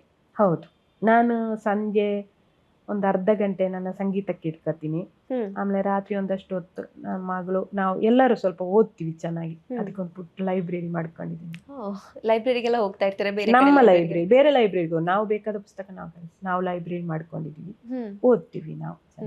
ಇನ್ನೊಂದು ಜನರಲ್ ಆಗಿ ನಾನು ಕೇಳ್ತಾ ಇದ್ದೇನೆ, ಬೆಂಗಳೂರಿನಲ್ಲಿ ಸಂಗೀತವನ್ನ ಕೇಳ್ತಾ ನಾವು ಎಂಜಾಯ್ ಮಾಡಬಹುದು ಅಥವಾ ಒಂದು ಪುಸ್ತಕವನ್ನ ಓದ್ತಾ ಟೀ ಕಾಫಿ ಕುಡಿಬಹುದು ಅನ್ನುವಂಥ ಪ್ಲೇಸ್ ಯಾವ್ದಾದ್ರೆ ಇದೆಯಾ? ಸಂಗೀತನ ನೀವು ಎಂಜಾಯ್ ಅನ್ನೋದಕ್ಕಿಂತ ಸಂಗೀತನ ಅನುಭವಿಸಬಹುದು ಅಂತ ಹೇಳಿ. ಹೌದು, ತುಂಬಾ ಜಾಗಗಳಿದೆ. ಸಂಗೀತಕ್ಕೆ ಹೋದ್ರೆ ನೀವು ಚೌಡಯ್ಯದಲ್ಲಿ ಕಾರ್ಯಕ್ರಮಗಳು ನಡೀತಾ ಇರ್ತದೆ, ಗಾಯನ ಸಮಾಜದಲ್ಲಿ ನಡೀತಾ ಇರ್ತದೆ, ಇಂಡಿಯನ್ ಇನ್ಸ್ಟಿಟ್ಯೂಟ್ ಆಫ್ ವರ್ಲ್ಡ್ ಕಲ್ಚರಲ್ಲಿ ಪುಸ್ತಕ ಬಿಡುಗಡೆಗಳು ಆಗ್ತವೆ, ಸಂಗೀತನೂ ನಡೀತದೆ. ಈಗ ಪ್ರೆಸ್ಟೇಜ್ ಪರ್ಫಾರ್ಮಿಂಗ್ ಆರ್ಟ್ಸ್ ಸೆಂಟರ್ ಅಂತ ಆಗಿದೆ, ಅಲ್ಲಿ ತುಂಬ ಪ್ರೋಗ್ರಾಮ್ಗಳು ನಡೀತವೆ. ಅಂದರೆ ಹೆಚ್ಚಿನ ಈಗಿನ ಕಾರ್ಯಕ್ರಮಗಳು ಟಿಕೆಟೆಡ್ ಆಗಿರ್ತದೆ, ಮತ್ತು ಟಿಕೆಟೆಡ್ ಒಂದು ಶಿಸ್ತಿರ್ತದೆ. ಟಿಕೆಟೆಡ್ ಕಾರ್ಯಕ್ರಮದಲ್ಲಿ ಒಳ್ಳೆ ಕಾರ್ಯಕ್ರಮಗಳಿರ್ತವೆ, ಖಂಡಿತ ನೋಡ್ಬೋದು. ನಾವು ಎಷ್ಟೋ ಬೇರೆ ಬೇರೆ ಖರ್ಚು ಮಾಡ್ತೀವಿ, 400-500 ರೂಪಾಯಿ ಖರ್ಚು ಮಾಡೋಕ್ಕೆ ಏನು ನಮಗೆ ಯೂಸ್ ಆಗ್ತದೆ, ನಮಗೆ ಖುಷಿ ಆಗ್ತದಲ್ಲ. ನೀವು ಅಲ್ಲಿ ಒಂದು 2 hours 3 hours ಕೂತು ಹೊರಗೆ ಬಂದಾಗ ನಿಮ್ಮ ಒಂದು ಮಾನಸಿಕ ಇದು ಅಂತಲ್ಲ ಬಹಳ ನೆಮ್ಮದಿಯಾಗಿರುತ್ತದೆ, ಖುಷಿ ಇರ್ತೀರಿ ನೀವು. ನಿಮಗೆ ಆ ಖುಷಿ ಇಡೀ ವಾರ ಒಂಥರ ಇದಾಗ್ತಾ ಇರ್ತದೆ. ನಾನು ಯಾಕೆ ಕೇಳ್ತಿದ್ದೀನಿ ಅಂತ ಹೇಳಿದ್ರೆ, ಇವತ್ತಿನ ಜನರಿಗೆ, ಇವತ್ತಿನ ಯೂತ್ಸಿಗೆ ಬೆಂಗಳೂರಲ್ಲಿ ಇಷ್ಟೆಲ್ಲ ಪ್ರೋಗ್ರಾಮ್ ಆಗ್ತಾ ಇದೆ, ಸಾಹಿತ್ಯಕ್ಕೆ ರಿಲೇಟ್ ಆಗ್ತಾ ಇದೆ, ಸಂಗೀತಕ್ಕೆ ರಿಲೇಟೆಡ್ ಆಗ್ತಾ ಇದೆ ಅನ್ನೋಂತ ಗೊತ್ತಿರಲ್ಲ. ಸೊ ಅಂತವ್ರಿಗೆ ಒಂದು ಚಿಕ್ಕ ಇನ್ಫಾರ್ಮೇಶನ್ ಇರ್ಲಿ. ಆಮೇಲೆ ನಾನು ಒಂದು ಹೇಳೋದು, ವಿಜಯ ಕರ್ನಾಟಕ ಮೊನ್ನೆ ವೀಕ ಕನ್ನಡ ಹಬ್ಬ ಅಂತ ಮಾಡಿತ್ತು. ಅದರಲ್ಲಿ ಮೊನ್ನೆ ಸಂಡೆಯ ಭಾನುವಾರದ ಕಾರ್ಯಕ್ರಮಗಳು, ಬೆಳಿಗ್ಗೆ ಯಕ್ಷಗಾನ, ಮಧ್ಯಾಹ್ನ ತೇಜಸ್ವಿ ನಾಟಕ, ಮಧ್ಯಾಹ್ನ ವಿದ್ಯಾಭೂಷಣ ಗಾಯನ, ರಾತ್ರಿ ಹಡಪದರ ಗಾಯನ ಮತ್ತು ಹಾಡು. ಇಷ್ಟಕ್ಕೆ ಹೌಸ್ಫುಲ್ ಆಗಿ ಎಲ್ಲಿ ನಿಂತ್ಕೊಳ್ಳೋಕೆ ಜಾಗ ಇಲ್ಲದಾಗ ಆಗೋಯ್ತು, ಅಷ್ಟು ಜನ ಬಂದ್ರು. ಅಂದ್ರೆ ಜನರಿಗೆ ಒಂದು ಮಾಹಿತಿ ಬೇಕು, ಬರ್ತಾರೆ ಮತ್ತೆ ಆಸ್ವಾದನೆ ಮಾಡ್ತಾರೆ. ನೀವು ಸಂಗೀತಕ್ಕೆ ಜನ ಇಲ್ಲ ಕೇಳಕ್ಕೆ, ಸಾಹಿತ್ಯ ಓದಕ್ಕೆ ಇಲ್ಲ, ಅದೆಲ್ಲ ಸುಳ್ಳು. ಓದುವವರಿದ್ದಾರೆ. ಎಷ್ಟೋ ಪುಸ್ತಕ ಬಿಡುಗಡೆ ರಾಶಿಗಟ್ಟಲೆ ಜನ ಸೇರ್ತಾರೆ, ಪುಸ್ತಕಗಳು ಖಾಲಿ ಆಗ್ತವೆ. ನೆಪ ಅಷ್ಟೇ. ನಿಮ್ಗೆ ಮನಸ್ಸು ಬೇಕು. ಹೌದು, ನಾವು ಯಾರು ಅದನ್ನು ಮಾಡುದಿಲ್ಲ, ನಾವು ಅದನ್ನ ಹೇಳ್ತೀವಿ, ಈ ಸಂಗೀತ ಯಾರಪ್ಪ, ಅದು ನಂಗೆ ಅರ್ಥ ಆಗೋದಿಲ್ಲ. ನೀವು ಅರ್ಥ ಮಾಡ್ಕೊಳಕ್ಕೆ ಮಾಡ್ಬೇಕಾದ್ರು ನಿಮ್ದು ಇದು. ಅದು ಈಗ ಎಲ್ಲರೂ ಸಂಗೀತಗಾರರೇ ಅಲ್ಲಲ್ಲ, ಸಂಗೀತ ಕೇಳುವವರು ಅಲ್ವಾ. ಹೇಳ್ತಾರೆ ಇವರು ಭೀಮಸೇನ್ ಜೋಶಿ ಅವರು ಹೇಳ್ತಾರೆ ನೋಡಿ, ಸಂಗೀತ ಅವರು ಮೊದಲು ತುಂಬಾ ವರ್ಷ ಸಂಗೀತ ಕೇಳಿದ್ದು, ಕಲ್ತ ಮೇಲೆನೂ ಅವ್ರು ಕೇಳಿದ್ದೆ, ನಾನು ಕೇಳ್ಕೋಬೇಕು ಅಂತ. ಅದನ್ನು ಆಸ್ವಾದನೆ ಮಾಡಿ ನಾನೊಬ್ಬ ಗಾಯಕನಾಗಬೇಕಾದ್ರೆ ನನಗೆ ಮೊದಲು ನಾನು ಕಾನ್ಸೇನಾಗಬೇಕು, ಆಮೇಲೆ ತಾನ್ಸೇನು ಅನ್ನೋದು, ಆಯಿತಾ. ಇವರು ಮನ್ಸೂರು ಹೇಳ್ತಾರೆ ಶ್ರವಣ ಬಹಳ ಮುಖ್ಯ ಅಂತ ಅವರ ಮಕ್ಕಳಿಗೆ ಹೇಳ್ತಾ ಇದ್ರಂತೆ. ಅವರು ನೀಲ ಕೊಡ್ಲಿ ಅಂತ ಅವರ ಮಗಳು, ಅವರು ದೊಡ್ಡ ಸಂಗೀತ, ಅವರು ಹೇಳಿದ್ರು ನನಗೆ, ಅಪ್ಪ ಪ್ರತಿ ಸಲ ನನಗೆ ಶ್ರವಣ ಭಾಳ ಮುಖ್ಯ ತಂಗಿ ಅಂತ ಹೇಳೋರು ನನಗೆ ಅಂತ, ನೀನು ಕೇಳಿಸ್ಕೊ ಮೊದಲು, ಆಮೇಲೆ ನೀನು ಗಾಯಕಿ ಆಗು ಅಂತ. ಒಳ್ಳೆಯ ಕೇಳುಗ. ಹೌದು. ಆಮೇಲೆ ಒಳ್ಳೆಯ ಇಲ್ಲಿ ಸಂಗೀತಗಾರರು ನೀವು ಇರ್ತಾರೆ. ಬೆಂಗಳೂರಲ್ಲಿ ಆಗುವಂಥ ಅನೇಕ ಕಚೇರಿಗಳಿಗೆ ಪುಣೆ ಎಲ್ಲೆಲ್ಲಿಂದ್ರೂ ಬರ್ತಾರೆ ಕಾರ್ಯಕ್ರಮಕ್ಕೆ. ಮೊನ್ನೆ ವಿದ್ಯಾಭೂಷಣ ನಾವು ಮಾಡಿದ ವಿಜಯಕರ್ನಾಟಕ ಮಾಡಿದ ಪ್ರೋಗ್ರಾಮ್ಗೆ ಶಿರ್ಸಿಯಿಂದ ಬಂದಿದ್ರು, 90 ಇಯರ್ಸು. ನಾನು ನಿಮ್ಮ ಗಾಯನ ಕೇಳಬೇಕನ್ನಿಸ್ತು, ಅದಕ್ಕೆ ಬಂದೆ ಅಂತ. ಈ ಚೌಡೇದಲ್ಲಿ ಮಾಡಿದ ಒಂದು ಕಾರ್ಯಕ್ರಮಕ್ಕೆ ಪ್ರತಿ ಸಲ ಒಬ್ರು ಬರ್ತಿದ್ರು, ಅಜಿತ್ ಬೋಟೆ ಅಂತೇಳಿ. ಅವರು ಪುಣೆಯವರು. ಅವರು ಬೆಂಗಳೂರಿಗೆ ಮಾತ್ರ ಅಲ್ಲ, ಎಲ್ಲ ಸಂಗೀತ ಕಾರ್ಯಕ್ರಮದಲ್ಲೂ ಇರ್ತಾರೆ. ಬೆಂಗಳೂರು, ಪುಣೆ, ಮುಂಬೈ ಆದರೆ ಹೋಗ್ತಾರೆ. ನಾನು ಸಂಗೀತ ಕೇಳಬೇಕು ಅಂತ ಹೋಗಿ ಅವ್ರ ಜೊತೆ ಒಂದು ಸೆಲ್ಫಿ ತಗೊಂಡ್ಬಿಟ್ಟು ಅದನ್ನೊಂದು ಫ್ರೇಮ್ ಹಾಕಿ ಒಂದು ಆಲ್ಬಮ್ ಮಾಡ್ಕೊಂಡು ಇಟ್ಕೊಂಡಿದ್ದಾರೆ. ಒಂದು ದಿವಸ ನನ್ನ ಪಕ್ಕಕ್ಕೆ ಕೂತಿದ್ರು, ಇವರನ್ನು ಎಲ್ಲ ಕಡೆ ನೋಡ್ತೀನಲ್ಲ ಅಂತ ಮಾತಾಡಿಸಿದಾಗ ನನಗೆ ಆ ಕತೆ ಗೊತ್ತಾಯ್ತು. ನಾನು ಕಾನ್ಸೆಲ್ಲ ಅಲ್ಲ, ಕಾನ್ಸೇನು ಅಂತ ಹೇಳಿದ್ರು. ಆಮೇಲೆ ಅವ್ರನ್ನ ಮಾತಾಡಿಸ್ತಾ ಲೇಖನ ಒಂದು ಅವರನ್ನು ಮಾತಾಡಿಸ್ದಕ್ಕೆ ಒಂದು ಲೇಖನ ಆಯ್ತು ನನಗೆ, ಕಾನ್ಸೆನ್ರ ಲೋಕ ಹೆಂಗಿರ್ತದೆ ಅಂತ ಹೇಳಿ. ಅದು ಬರ್ದಿದ್ದೀನಿ ಅದರಲ್ಲಿ. ಇದೇನು ಕೇಳುಗನ ಹಿಂದೆ ಕೂಡ ಸಾವಿರಷ್ಟು ಕಥೆಗಳಿರ್ತವೆ. ಅದು ಸಂಗೀತದ ಇಂಥ ಕಥೆಗಳು ನನಗೆ ಬಹಳ ಆಸಕ್ತಿ. ನಿಜವಾಗ್ಲು ತುಂಬಾ ಇಂಟ್ರೆಸ್ಟಿಂಗ್ ಆಗಿರುತ್ತೆ. ಅವರಿಂದ ನಾವು ಬಹಳಷ್ಟು ಜನ ಕಲಿಬಹುದು. ಹೌದು. ಒಬ್ರು ವಿಶ್ವಾಸ್ ಸಿಂಧೆ ಅಂತ ಹೇಳಿ, ಅವರು ನಿವೃತ್ತ ವಾಯುಸೇನಾ ಅಧಿಕಾರಿ. ಅವರು ಬಹಳ ದೊಡ್ಡ ಪೋಸ್ಟ್ ಅಲ್ಲಿ ಇದ್ದವರು, ಪುಣೆ ಅವರು. ಈಗ ಮೈಸೂರಲ್ಲಿ ರಿಟೈರ್ಡ್, ಮೈಸೂರಲ್ಲಿ ನೆಲೆಸಿದ್ದಾರೆ ಅವರು ನಂಗೆ, ನಾನು ತುಂಬಾ ಫೇಸ್ಬುಕ್ ಅಲ್ಲೆಲ್ಲ ಸಂಗೀತದ ಬಗ್ಗೆ ಬರೆಯುವಾಗ ಪರಿಚಯ ಆದ್ರು. ಈಗ 86 ಅವರಿಗೆ ಜಾಸ್ತಿ ಮಾತಾಡೋಕ್ಕಾಗಲ್ಲ, ಲಂಗ್ಸ್ ಏನೋ ಸಮಸ್ಯೆಯಾಗಿ ಬರೀ ಮೆಸೇಜ್ ಮಾಡ್ತಾರೆ. ಅವರು ಒಳ್ಳೆ ಕೇಳುಗ. ಅವರು ಭೀಮಸೇನ್ ಜೋಶಿ ಅವರೆಲ್ಲ ಕಚೇರಿ ಕೆಳಗೆ ಜಲಂಧರ್ನೆಲ್ಲ ಸೈಕಲ್ ತುಳಿದು ಹೋಗ್ತಿದ್ರಂತೆ, ಎಷ್ಟೋ 30-40 ಕಿಲೋಮೀಟರ್. ಆವಾಗ ಅದನ್ನ ನನ್ನ ಹತ್ರ ಹಂಚಿಕೊಂಡಿದ್ರು, ಈ ತರ ಹೋಗ್ತಿದ್ದೆ ಅಂತ. ಅದೊಂದು ಎಷ್ಟು ಆಸಕ್ತಿಕರ ಸಂಗತಿ. ಅವರು ಆಮೇಲೆ ಈ ಒಂದು ನೀವು ಸಂಗೀತದ ಬರವಣಿಗೆಯಲ್ಲಿ ನಿಮ್ಮನ್ನ ತೊಡಗಿಸಿಕೊಂಡು ಎಷ್ಟೊಂದು ಅಂದ್ರೆ ಕೆಲವರ ಬದುಕಿನ ಎಷ್ಟು ಸ್ವಾರಸ್ಯಕರ ಸಂಗತಿಗಳನ್ನ ನಿಮ್ಗೆ ಅಂದ್ರೆ ಬೇರೆ ಜನರಿಗೆ ತೋರಿಸ್ಲಿಕ್ಕೆ ಆಗುತ್ತೆ ಅಂತ ಹೇಳಿ. ಇಲ್ಲ ಅಂತ ಹೇಳಿದ್ರೆ ಆ ತರದೆಲ್ಲ ಸಿಗುದೇ ಇಲ್ಲ ಅಂತ ಹೇಳಿ. ಒಂದೇ ಅವರು ಮಾತಾಡಿದ್ರೆ ನಮ್ಗೆ ಗೊತ್ತಾಗುತ್ತೆ, ಬಿಟ್ರೆ ಬೇರೆ ಏನೂ ಗೊತ್ತಾಗಲ್ಲ. ಇಂಥದ್ದೆಲ್ಲ ಪುಸ್ತಕದಲ್ಲಿ ನಾವು ಕೊಡ್ತಾ ಹೋದ್ರೆ ಬಹಳಷ್ಟು ಜನರಿಗೆ ಮುಂದೆ ಕೂಡ ಉಪಯೋಗವಾಗುತ್ತಲ್ವಾ? ಹೌದು ಹೌದು, ಖಂಡಿತ ಆಗುತ್ತೆ. ಅದು ತಿಳ್ಕೋಬೇಕು ಅಂತ ಹೇಳಿ ಜನ ತಿಳ್ಕೊಬೇಕು. ಸಂಗೀತಗಾರರು ಸಂಗೀತ ಕಲಿಯೋರು ಬಹುಮುಖ್ಯವಾಗಿ ತಿಳ್ಕೋಬೇಕು, ಸಂಗೀತಗಾರರು ತಿಳ್ಕೋಬೇಕು. ಕಲಾವಿದರು ಸುಮಾರು ಜನ ಓದೋದೇ ಇಲ್ಲ, ಅದು ಓದಬೇಕು. ಈ ಥರದನ್ನು ನಾವು ಹಾಡೋದು ಮಾತ್ರ ಅಲ್ಲ, ಅದನ್ನು ಓದಬೇಕು. ಇನ್ನೊಬ್ಬರ ಬದುಕಿನ ಸತ್ಯ ಘಟನೆಗಳು ಅದು ನಮಗೆ ಎಷ್ಟು ಪ್ರೇರಣೆ ನೀಡ್ತಾವೆಲ್ಲ. ಖಂಡಿತವಾಗ್ಲು ಹೌದು, ಅದು ಓದಬೇಕು. ಇಷ್ಟೊತ್ತು ನಿಮ್ಮ ಜೊತೆ ಮಾತಾಡಿ ನಿಜಕ್ಕೂ ತುಂಬಾನೇ ಖುಷಿ ಆಯ್ತು. ಎಷ್ಟೆಲ್ಲ ಇನ್ಫಾರ್ಮೇಶನ್ ಅನ್ನ ನಾನು ತಿಳ್ಕೊಂಡೆ, ಹಾಗೆ ನಮ್ಮ ವೀಕ್ಷಕರು ಕೂಡ ಅಷ್ಟೇ ಬಹಳಷ್ಟು ಇನ್ಫಾರ್ಮೇಶನ್ ಅನ್ನ ತಗೊಂಡ್ರು. ತುಂಬಾ ಧನ್ಯವಾದಗಳು ಮೇಡಮ್. ನಿಮಗೂ ನನ್ನನ್ನು ಕರೆಸಿದ್ದಕ್ಕೆ ಬುಕ್ ಬ್ರಹ್ಮ ಬಳಗಕ್ಕೆ ಮತ್ತೆ ನಿಮಗೂ ಕೂಡ ಧನ್ಯವಾದಗಳು. ನೋಡಿದ್ರಲ್ಲ ವೀಕ್ಷಕರೇ, ಒಂದು ಪುಸ್ತಕ ಕಲೆ ಆಗಿರ್ಬೋದು, ಕಲಾವಿದನ ಬಗ್ಗೆ ಆಗಿರ್ಬೋದು, ಎಷ್ಟೆಲ್ಲ ಮಾಹಿತಿ ಕೊಡುತ್ತೆ ಅಂತ ಹೇಳಿ. ಆ 2 ಪುಸ್ತಕವೇ ಭೀಮಗಾನ ಮತ್ತೆ ಹಾಡು ತೊರೆಯ ಚಾಡು. ಖಂಡಿತವಾಗ್ಲೂ ನೀವು ಇದನ್ನ ಖರೀದಿಸ್ಕೊಂಡು ಓದಲೇಬೇಕು. ಸಂಗೀತಗಾರರಾಗಿರ್ಬೋದು, ಅವರ ಇನ್ಸ್ಟ್ರೂಮೆಂಟ್ ಆಗಿರ್ಬೋದು, ಇದರ ಬಗ್ಗೆ ಬಹಳಷ್ಟು ವಿಚಾರ ಇಲ್ಲಿದೆ. ಇಂತಹ ಇನ್ನಷ್ಟು ವಿಡಿಯೋಗಳನ್ನು ನೀವು ನೋಡಬೇಕಾದ್ರೆ ಖಂಡಿತವಾಗ್ಲೂ ಫಾಲೋ ಮಾಡಿ ಬುಕ್ ಬ್ರಹ್ಮ ಸಾಮಾಜಿಕ ಜಾಲತಾಣಗಳನ್ನು. ಧನ್ಯವಾದಗಳು.